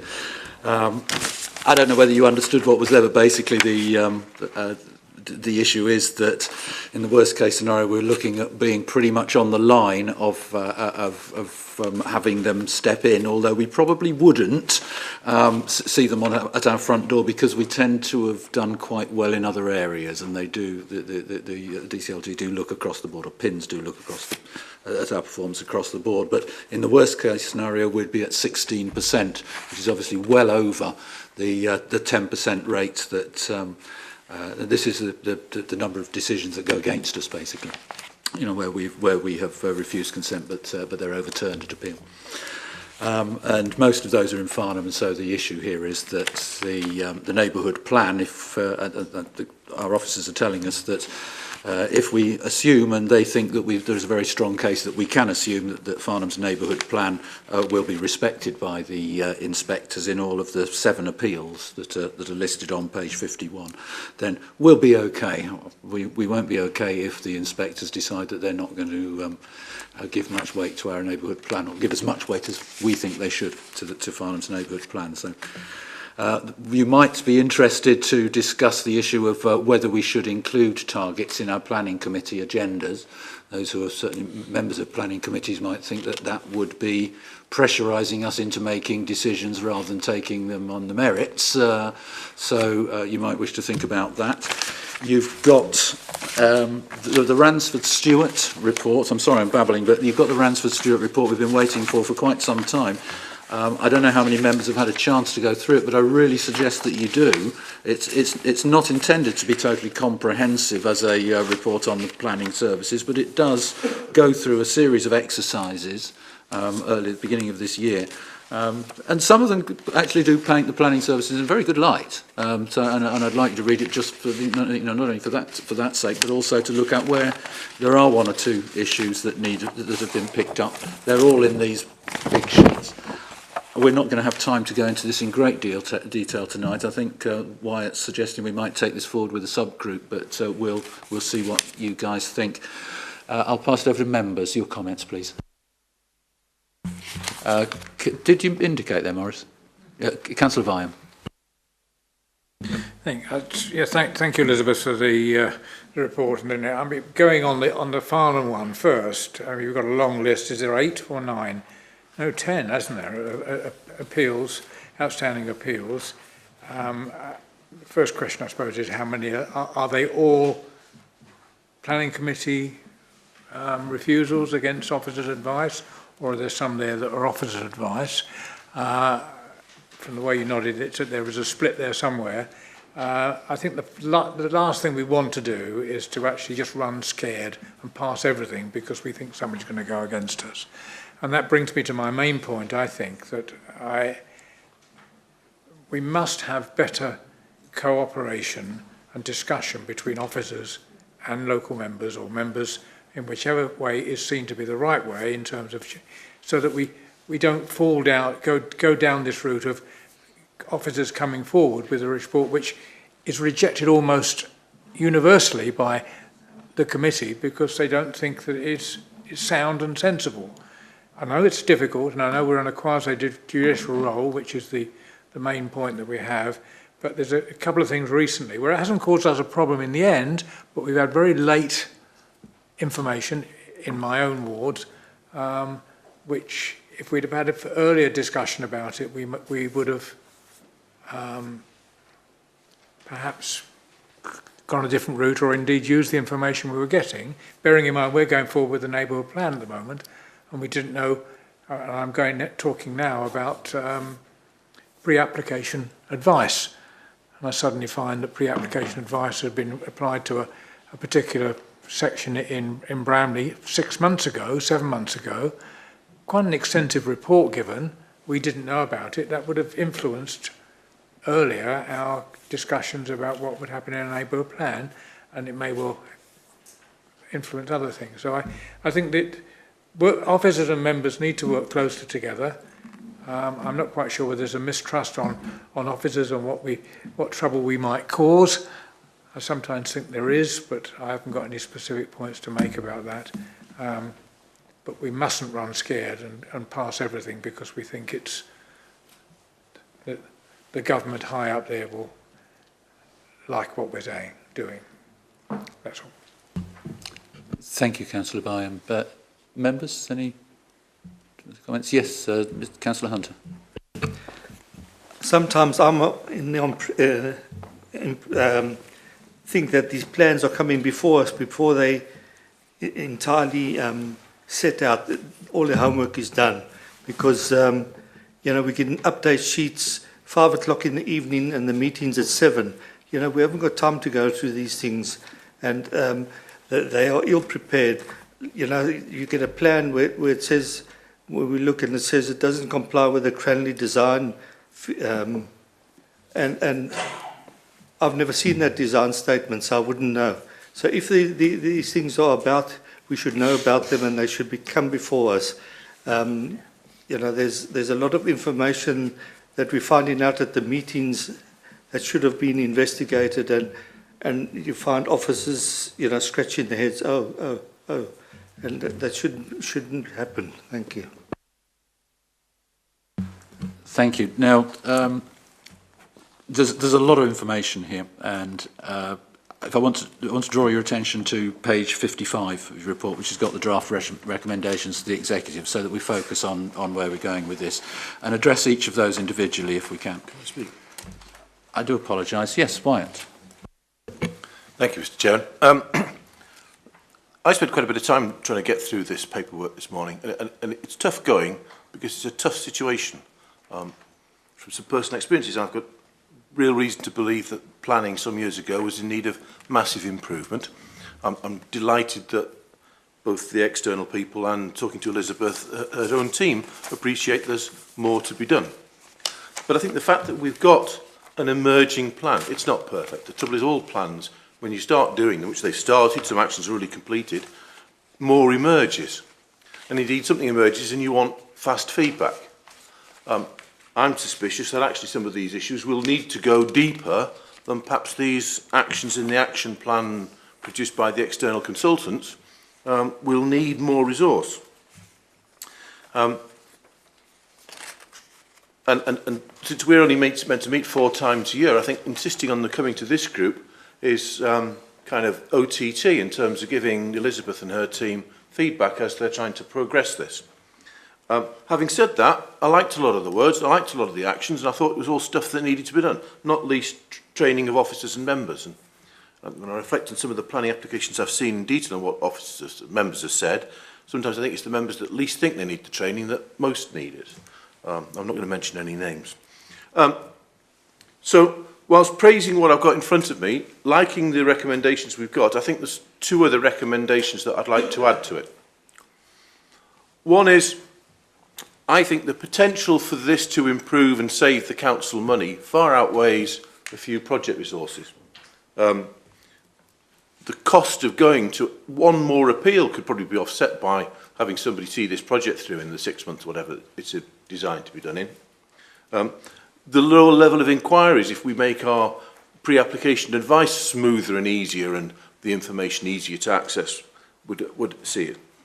And of course, if we open the doors as this kind of envisages, we'd improve the quality of applications, which would reduce the amount of work for case officers, make it less complicated for members, so you'd be in a positive spiral of things improving and indeed developers putting in the effort to make sure their applications were produced in a way that made them easy to go through the process. So through you, Mr. Chairman, I'd like the team to think about. I'll say to you, I think you do need more resource. I think it's great that you tried to do it with the line management team, and I've probably said in the past, why are we hiring more external consultants and now external advisors when we can do it ourselves? But this time, I think this could go really deep, and some extra extra project management support for something like the next 6 months would seem to me a neat way forward, given the potential financial advantages, as well as the one you pointed out of an increase in planning fees. And something else that I'd like to put on the table for you to think about and for exec to think about is something that the County Council call a member reference group. I.e. we set up some small subset of 3 or 4 of us that are quite interested in planning, and on a quick basis, perhaps a turnaround of telephone conversations or emails, and if necessary a meeting, but not necessarily, that group does a kind of quick and dirty representation of what members' views would be on points of detail. So I think one or two of you picked up things that are not finished in here or not complete. Well, I'd quite like to, delegate that to this 3 or 4 people group to provide the team with immediate reference. And indeed, for whoever is in your project team wanting a suggestion from members, would be able to get it within, let's say, a week or 2, not 3 months' time, and somebody agrees to go and investigate it, which takes another 3 months before it comes back as to whether. And by that time, you've probably tried to finish the project in any case. So I'd like to add those 2 recommendations. 1, yes, go and get yourself some additional resource to make sure it happens. 2, set up a small member reference group. Thank you. Councillor Foroszewski. Thank you, Chairman. I really welcome this report, and I congratulate Elizabeth Sims on putting this before members in such an open and transparent way, because in many aspects of it, it doesn't make easy reading, and in other aspects it shows just how good we are, but it also shows the shortcomings as well. So I think it's good to have a report that's been honest, open and reflective. I think what it also doesn't highlight, but should highlight, is democracy at its best is when it's in full debate. And we, as elected members, are here to represent our residents who placed us here to do that very thing. The problem we have here, and it's not so much of a problem, it's a constraint, is you have very robust, sound policies that are there to govern and help us make decisions. But on the other hand, you've got elected members representing their communities and doing the right thing on behalf of the electorate. That sometimes conflicts with the policy. And I think we're all guilty of it in some way, shape or form. And I don't think there's any, we wouldn't be discharging our duties correctly if we came into this chamber and didn't voice our concerns over, even though the policy says, because we would be failing in our duty. I think it also, there's a deeper issue here, and it's a member issue. And it's where we have to look at, and I know it's been addressed before, where we have to look at membership and our responsibility, our collective responsibility on our attendance at meetings, because many of the decisions made can go various ways. And so I think that is an onus of responsibility we have to take on board. And that when we join these committees, we actually take them seriously and we understand them.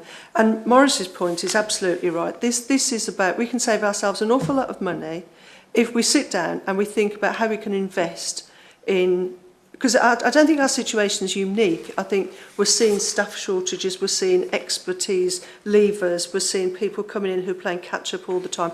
And I think you've got a really difficult job on your hands, because it's a nightmare, and it's an ongoing situation whereby you're playing catch up all of the time. We've just lost another very skilled expert in the field. Someone else is going to have to come in and play catch up on that. So, it's difficult all round, but I think now is the time to have a grown-up, frank conversation, because the problem is, if we don't have democracy in the chamber to debate, there's no point us being here, because the policies are such that they should say that's the policy, that's it. There's no point for us being here. So I think we've got to have a sensible debate. We've also got to the inclusion of members very early on in those early stages. I'm one of many in this room here who've been around a long time and have seen pre-application and have seen members come around the table with developers way back in the process.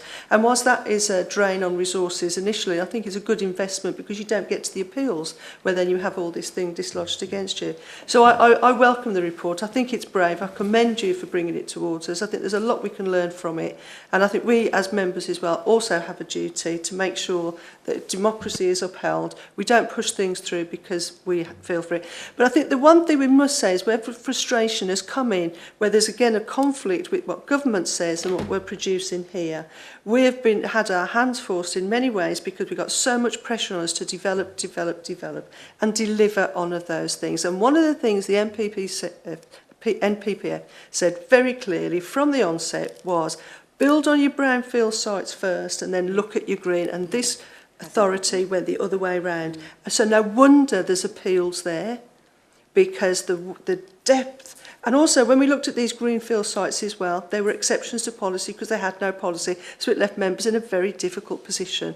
So lessons to be learned. And we're so near to, I believe, securing our local plan, which I think will give us great security and great benefits. And that's what we need to hold on to. We've got a document in front of us now which will help guide and shape us. Let's work with it and let's look at the members' responsibility as well in turning up for meetings. But look at the deeper picture in all of this is that it is a democracy that we are elected to be here and voice our opinion. And sometimes that is in conflict with policy, but that's democracy at its best. And we take that away, there's no reason for us to be here. Thank you, Chairman.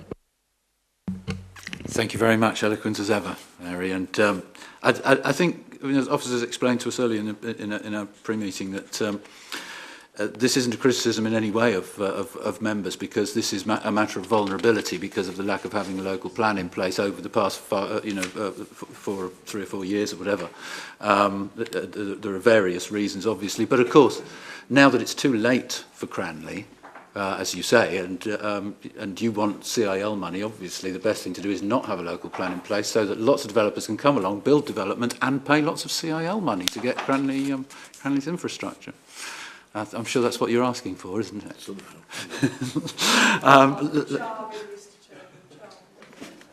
Well, of course, Farnham's all right because it's got its neighbourhood plan in place. Where's yours? Yes. But Councillor Byam, I think you wanted to speak. Yes, if I may, I've been banging on for many years privately, I don't think very much in committee, about wanting officers, the planning department, to issue their decision notice plan so that we can call something in if necessary. I've asked this many, many times before. I know it happens elsewhere where members are contacted and said, we're just about to make a decision on this plan. Are you happy with that or not? And I don't like to interfere with the planning process in general terms. I think it's up to the officers to do their job.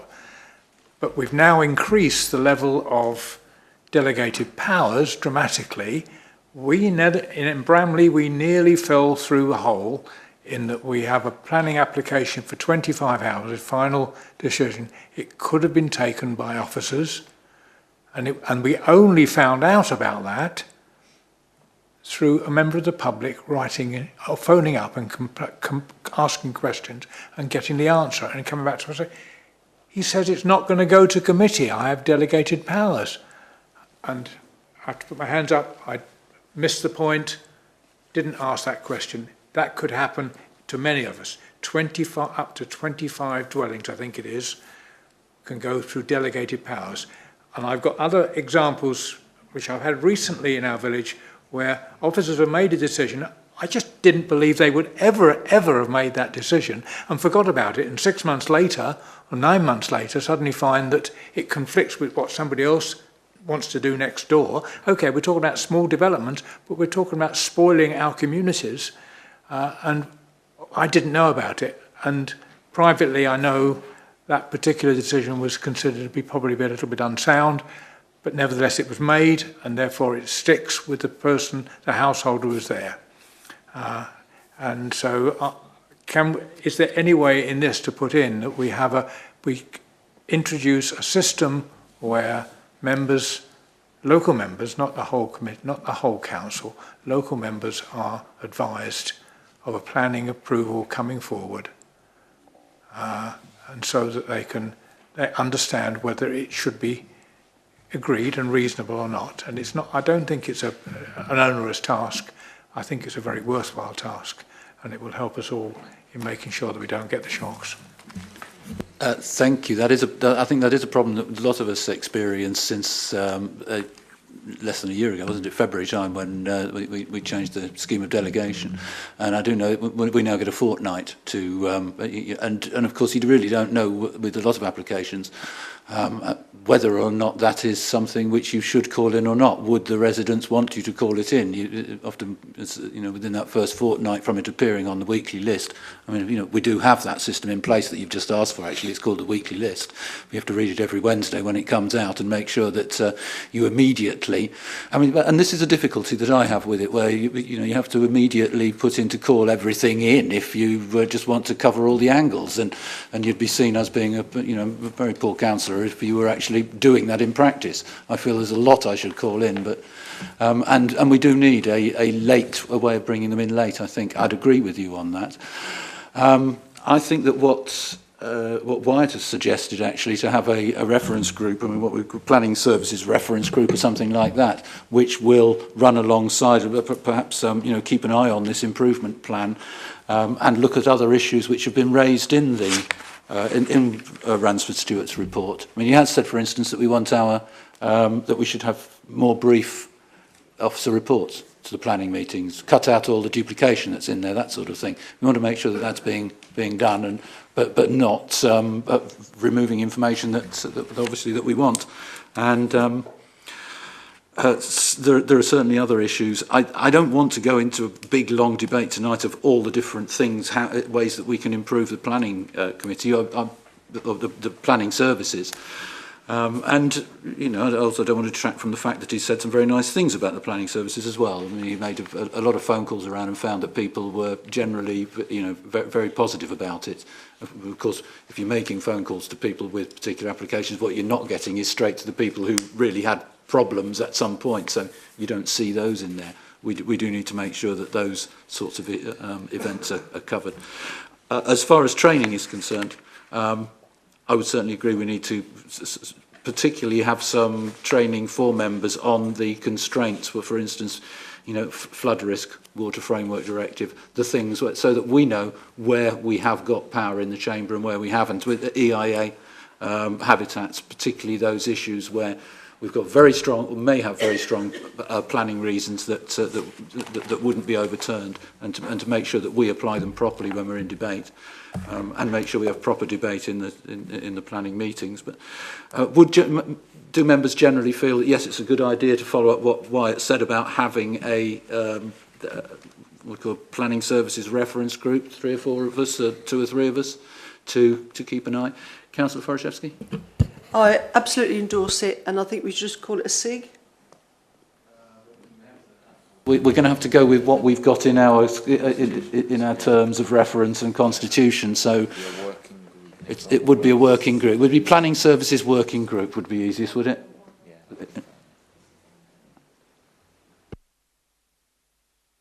We can do that by email. I can take people who would like to join that. It might be all of us. We're all interested in that sort of thing. We never know. Okay, thanks. If I can go back to the draft recommendations to the executive, because we do want to take some of this forward. The training for officers and members in relation to supporting the council's compliance with appeals is put in place. We're all in favour of that, I would expect, are we? As long as that training is going to help us to, be stronger in our reasoning, and obviously help our officers. Jerry, can I move that you take the whole list? This? Well, I don't know that we ought to, because we should be scrutinising it, and if we do this quickly, I mean, for instance, performance against government indicators included. I'm not happy with having the performance indicators on the agenda. I don't really think that we need to do that. We need to know, but we don't need it on every planning agenda. I think that it would put pressure on us in our planning decision making. So I don't know how you feel about that. Development Control Improvement Plan as adopted as. Be adopted as the detailed service improvement plan. Does anybody have any problem with that one? No. Timescales for achievement of work streams in the improvement plan be kept under review, taking into account the availability of resources to support implementation. I don't have any problem. Regular updates on the progress. Are we agreeing all of these? No, I'm asking just at the moment I'm asking just running through them with members, because this is what we're going to be agreeing. Then we're going to add your two onto the end of it, okay? And then take that on block. But particularly, okay, we're okay with updates on progress. For update be reported to the executive in 6 months' time. Delegated authority, this is the important thing, we're recommending to the executive that delegated authority be given to the head of planning services in consultation with planning operations. That's Chris Story. To via the additional income spent and the raised income from expected increase in planning fees to support the implementation, which is what so I think all except for number 2 I'm happy with. How do people feel about recommendation 2? Do you want us to recommend that we have the indicators on planning in the agendas or not? Can I have a hands on that? Because Morris agrees with me, so I'm against that one. Others who would be, is there anyone else against that? Members of the committee? Mary and Morris and myself, and in favour of it, but they want to go through. I'm sorry, I can't allow Stephen, Councillor Hill to... Oh, you're on our committee. I do apologise. Yeah, OK, we'll leave that in. Are there any that others there would disagree with that don't want to go forward? Members shout now? No? OK, and the additional recommendation that we, by email, create a planning services task group or working group. We'll do that by email afterwards. Councillor Hill. Chairman, I was just wondering really why there was nothing in this list of recommendations relating to staff turnover, and I thought that maybe ought to be put in, because my perception is that there is considerable staff turnover, but there's nothing in the report that I've seen that identifies any reasons for that. And I know it's an area where we can't be specific, perhaps, but I think there should be something included in it. Good point. Elizabeth, would you like to talk to that? Thank you, Chairman. Interestingly enough, one of the part of the brief to Ransford Stewart out of the strategic review was to consider recruitment and retention, but in the end, the focus was on more of operational impact, customer service, communication. However, in parallel, there is good work going on at officer level in terms of improving our offer as an employer, bearing in mind the difficulties of recruitment for planning officers and other professional grades. So those two bits of work could be brought together in terms of a recommendation from yourselves if you feel that it's important to emphasise that. We recognise, and of course, you know, we're living with it, the difficulties of staff turnover. Colleagues come and go, they make an impact and we lose their skills. One of the things I take pride in is we have had a lot of people come, and they get very skilled up and then they're plucked away by the private sector because they become so skilled. So to some extent it's a compliment to Waverley, but it does present challenges for us and for you when it's always a different face to deal with. But as I say, that bit of work is going on in terms of how we can attract people to come here and stay, hopefully. And if that's one of your recommendations to combine those work streams, I'm sure we can incorporate it in that way. Have we captured that? Is that okay with other members? Definitely, yeah. Thank you very much, members. So if we can add that one as well. The resource one. I also suggested we recommend that the executive recommend to the team that they look to have some project resources to try and see this through in the next 6 months because of what's at stake financially. I thought we had that in there.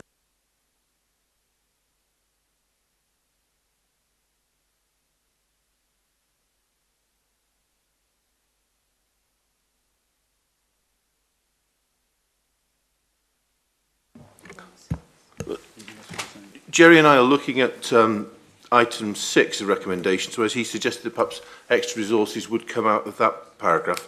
To me, that specifically is using the money if and when we get the extra funds because the rates go up. I'm saying no, bite the bullet, incur the extra costs now, because we want to make sure this project is done and done right, and the savings out of things like better information, better applications, less money spent on appeals, will fund it in any case. Members agree with that? We've got a £2.8 million funding gap, so the executive can play with that one themselves, but we would like them to make the money available. Sorry, did you say the officers were going to take a pay cut so that they could pay for it? I didn't hear that. Okay, thank you very much indeed. Now, if we're going to take a very quick pause to look at what we've got on the agenda, because it's 25 minutes past 9, and we have got the next item is a 10-minute presentation from Damien Roberts on place shaping, which we can't really put that off very easily to the next meeting, as much as he won't be here. We've got air quality update, which won't take many minutes. Chairman, if I could be helpful, I think given the late hour and the fact that you still have 5 more items to cover and it's almost 9:30, reluctantly, I'm going to suggest that we don't take the air quality, we don't take the place shaping item, because it is a presentation that will probably generate a discussion and debate, and I don't think we have time left if members want to get home safely. It's extremely kind of you to say that, rather than me have to ask you, and that really is very kind of you, and we do appreciate that, I'm sure. We can bring that forward. It'll be your work, and we will accredit you for it in your absence, and obviously wish you the best at Epsom and Ewell. We'll bring that on to our next meeting. Now, we've also got corporate priorities update. I think that can be quite brief. Service plans, the mid-year report again. Okay, thank you very much indeed. We'll plough on and see if we can get everything done within the next 10-15 minutes. Could we set ourselves a target of only spending 5 minutes on each of the remaining items? Well, I think we have to stop at 1:45 and decide if we're going to go on past 10 o'clock. We're not going to be doing that. I want to make sure that we're done by 1:45 at the latest, so if that's okay. So, members, we agreed we're going to remove item 7 from the agenda and put it on to our next agenda. Thank you very much. So item 8 on the agenda is the air quality update. If I can please ask Richard Homewood to update us as best he can. Thank you. Thank you, Chair. I'll keep it very brief. The minutes of the notes of the Air Quality Steering Group that met on the 11th of October have been circulated to members. They do highlight a number of lines of discussion that were held at that meeting, certainly looking at opportunities to have an impact on improving air quality, certainly things like encouraging low emission or no emission vehicles to be used as taxis in the future, certainly looking at electrical vehicle charging point networks, linking in with some work that the County Council is doing around an electric vehicle charging network strategy, something that's quite encouraging as well, increasing demand for electric vehicle charging points, certainly a discussion around the requirement for electric vehicle charging points on all new housing developments, so that housing developments have electric vehicle charging points as part of the construction rather than fitted afterwards. A brief update there on the work of the Farnham Air Quality Working Group. We are still trying to get that group established and set up. We have now, thanks to Fiona, made contact with Farnham Town Council and are working with the Farnham Society to bring a group of people together to focus on action in Farnham to tackle air quality issues there. I think they were the key points at that meeting, other than to bring you up to date with the situation regarding air quality monitoring and reporting.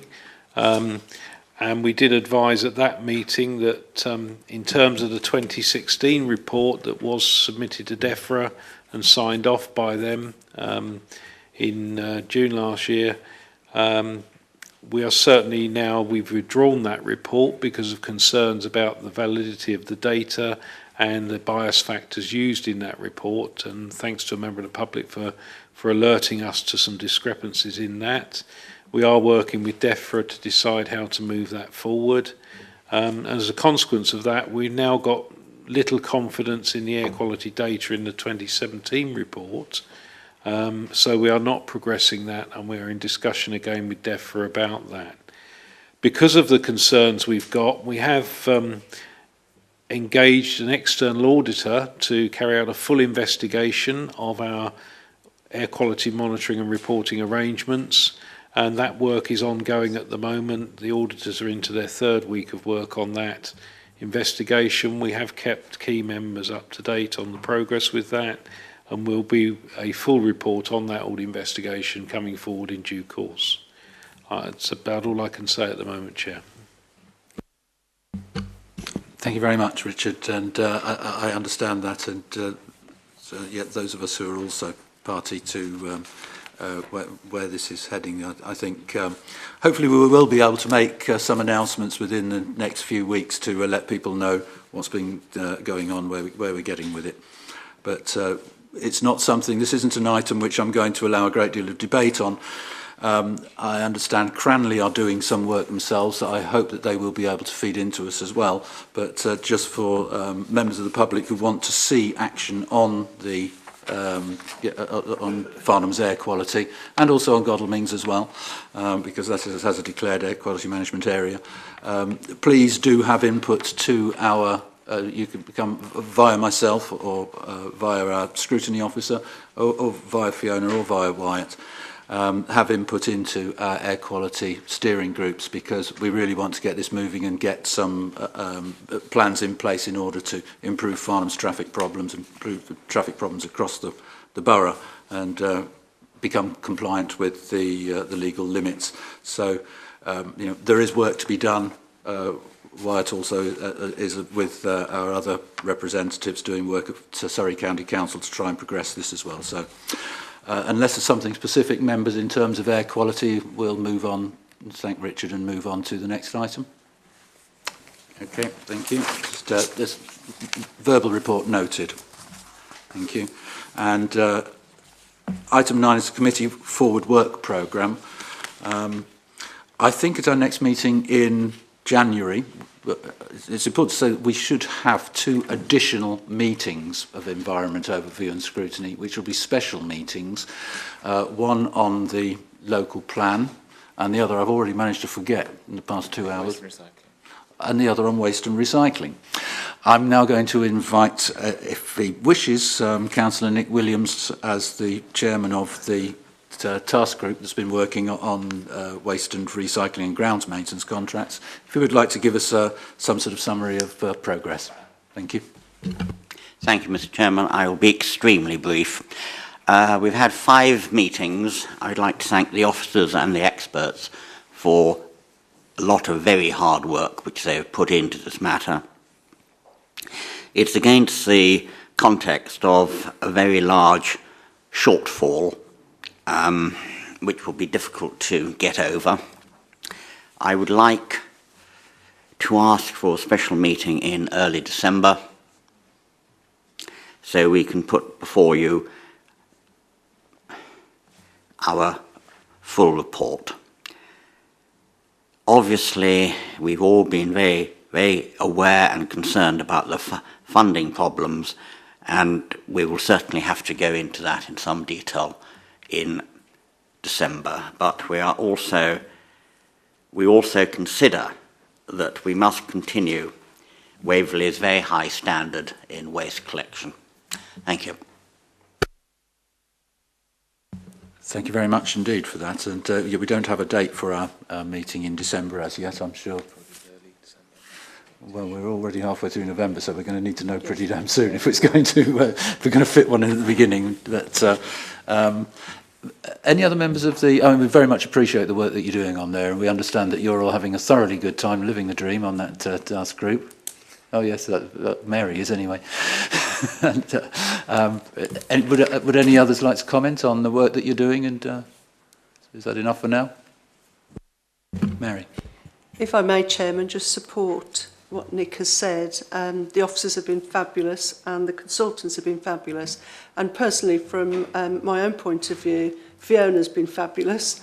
And it was a real steep learning curve, and it was a real awakening as to how good we are at many of the things we do that go unrecognised. So a lot of work's been done, very, very good work, and I think this meeting is necessary so we can get on and deliver a contract in a time period that is reasonable and not rushed. So I found it very privileged to be on that committee. Thank you for the opportunity.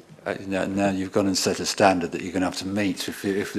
We will find out in December how fabulous and wonderful everything is, and we look forward to that. Thank you.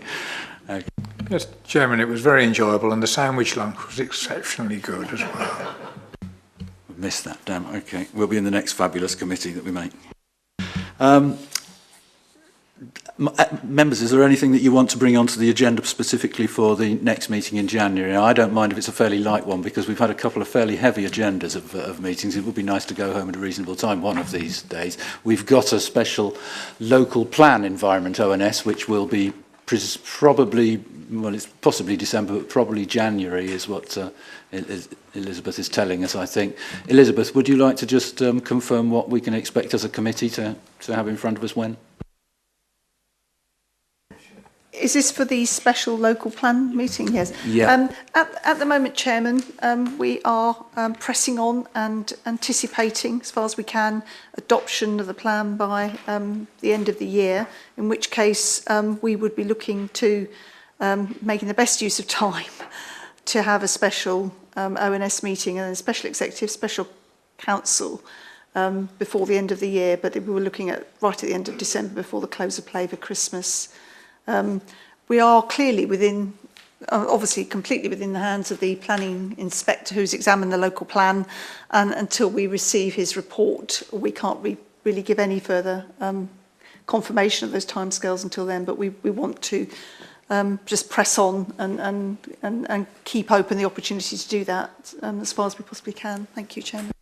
Okay, I did notice in the consultation for the local plan that usually you can go online and have a look as a member of the public or as a councillor. We can go online and have a look and see what everybody's commented on, you know, all the different groups who make comments and whatever. Is that going to be available this time in advance so that we have time to be able to go through and look at it before it's stuck in front of us at ONS and Council? It's this one, sorry. Yes, Chairman.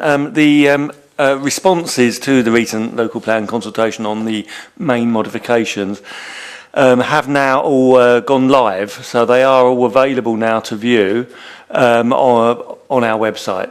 It's only happened in the last couple of working days. Okay, thank you very much. And everybody at home can start studying those overnight, I'm sure.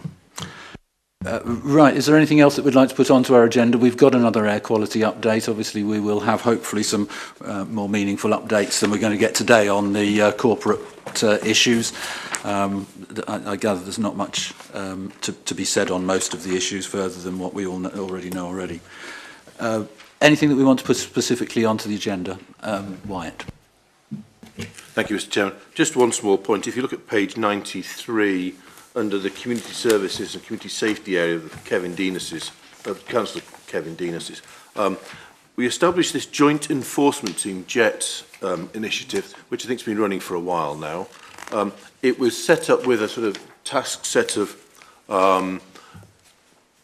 planned achievements thus justifying the role, and I think it would be worthwhile at some stage, not necessarily January, for us to get a report back that says this is what we thought we'd achieve, and this is how much has been achieved by establishing the JET, and schedule that for, you know, spring, summer of next year, albeit overlapping with the next year of this ONS.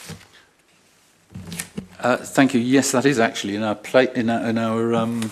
at the very end of our agenda papers somewhere. I'm sure I saw that when I was reading through it. Am I right? We've got something to do with the JET under the service plans, haven't we? There was a section on there. But yes, we can put that on the agenda if everybody's happy with that. Yeah, so we get an update on it because it has been around a while. We want to make sure that we're starting to get some results out of it. If there's anything else that we're going to put onto the agenda for the next meeting that arises out of the special meetings that we're going to have, obviously, hopefully we'll have a little bit of room left for that. But unless you come to me now immediately with something else you want to put on there, that'll do. We'll sit with our running updates and very possibly we'll be adding to the work that you've been doing as a task group at our next meeting too. Right, if we move on to, do we have any recommendation that I need to make on that? No, just to note the committee forward programme. Corporate priorities update, sorry. Having added JET to the list. Yes. Having added JET to the list, yeah. Item 10 is corporate priorities update, pages 97 to 100. Elizabeth, if you'd just give us a quick run through, but I don't think we need to go into any detail on most of them. Let me find where I am. Thank you, Chairman. In the interest of time, I'm wondering whether it's good enough to just to say to members the changes since you read this report last month have been emboldened. Most of this information, I think, is probably known to members in terms of how we're getting on with Local Plan Part 1 and Local Plan Part 2. So unless you want me to go through those, I was just going to pick out two key things. On page 99 of interest in relation to Dunsfold Park, the Council's been notified that the Inspector has now made a recommendation to the Secretary of State, although it's clearly not known what that recommendation is. And the Secretary of State's decision is expected in January, by January. And the only other update, Chairman, I would pull out, which is an oral update to this report, is that in relation to the planning side of Brightwells, that there has now been a resubmission of the listed building consent, which is about to expire in January. That's really just a straightforward renewal to keep it alive, but that is has been submitted and members have probably seen it on the weekly list. Thank you very much, Chairman. Okay, thanks. On the latter subject, I don't know whether it would be nice, I think, if we could give members of the public some sort of update on where the hold-ups are at the moment, because we've obviously been told for some time that this is going to be starting, you know, in 3 months' time. I think we were told back in March, and it seems to go on. I understand that we still haven't done sorted out. It's not up to us. It's probably up to a government department and the owners of the Marlborough Head, that we still haven't sorted out the final cost of the Marlborough Head, and we haven't therefore paid for that. If you've got any comments on that, that would be nice. And a particular issue which I've had a number of local residents ask me about is: are we going to have planning applications for the bridge and hall route before work commences? Because obviously we haven't had any planning applications as yet, particularly for the Borough Walk Hall route. So are we going to expect to have those? We've got a planning application in to renew the listed building consent, and I assume we'll probably have one for the Bat House as well, which runs out in February. But you know, are we going to be having any further planning applications come in? Thank you, Chairman. I'm not aware of any others that are intended to be submitted other than the listed building consent. Clearly, the construction bridge is extant and can be implemented at any time, and we're having regular meetings with the applicants with a view to ensuring that all pre-commencement conditions are discharged before development continues on site as necessary, including discharge of the Section 106 obligations as appropriate. Thank you. And Chairman, on the Marlborough Head issue, it hasn't been finalised yet. It's still with the agents of the previous owners and ours, and they are discussing the final stages of that. Does that have any impact on signing off of going unconditional on the contract, in as much as we wouldn't know how much money it was going to cost us? No, not at all, Chairman. No, we own the site now, so we're able to give full possession of the site to the leaseholder. Okay, right. And do we have any dates or anything in our minds here, or are we still just got to be sorted out with other people and lawyers and people? The latter, Chairman, yes. Okay, thank you very much indeed. We have got, Anna James. Thank you, Chairman. On Dunsfold Park, if the inspector recommends refusing it and the Secretary of State says yes, can it be challenged again at appeal? The applicants can't challenge it in terms of a conventional planning appeal, but if there is considered to be ground of challenge on a point of law, there could be a judicial review of the Secretary of State's decision. Thank you.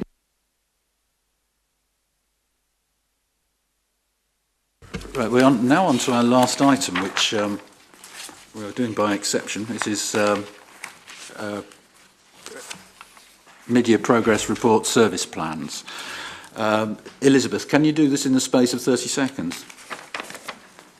Is it Elizabeth that's going to introduce this before I task you with this? It's Louise Norris. Louise, I do apologise. I will make it very brief. Thank you. As I think the heating's definitely gone off by now. So this report in front of you is the 6-month progress on service plans. I would remind members that officers were asked to focus on the top 5 sort of strategic actions under each of these service areas at the joint O&S committee meeting in January. So they're slightly shorter than they would have been in the past. Good progress against 18 actions, 2 actions delayed due to the timetable on local plan 2, and 1 action not going ahead, which are the PV panels on the sheltered housing units. I'm sure my colleagues would be delighted to take any questions.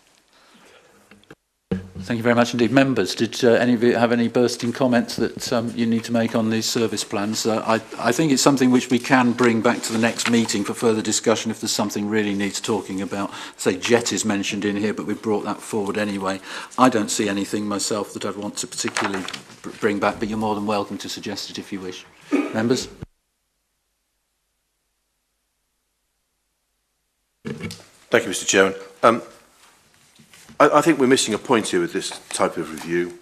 This is skating so thinly over the top, trying to measure a whole of a department in 5 or 6 lines. I don't see how we're adding value. Personally, I'm concerned that we should be looking at these service plans, not just are they doing things that seem okay to do, which seems to be all we're achieving at the moment. Generally, we're very good in overview and scrutiny at saying, that saving you want to make there, well, we're not comfortable with that. You need to keep that cost on board. Or, actually, can you fit something else in along with all the other busy things you're doing? But what we're not doing is we're not looking at things and saying, actually, there's this part of the organisation that we don't need done. Or it's being done because we've always done it and it's not adding the same value as it was when it was started 10, 15, 20, 50 years ago, whatever. We were asked at the coordinating board of the overview and scrutiny committees as to how we could make a contribution to budgets and financial management.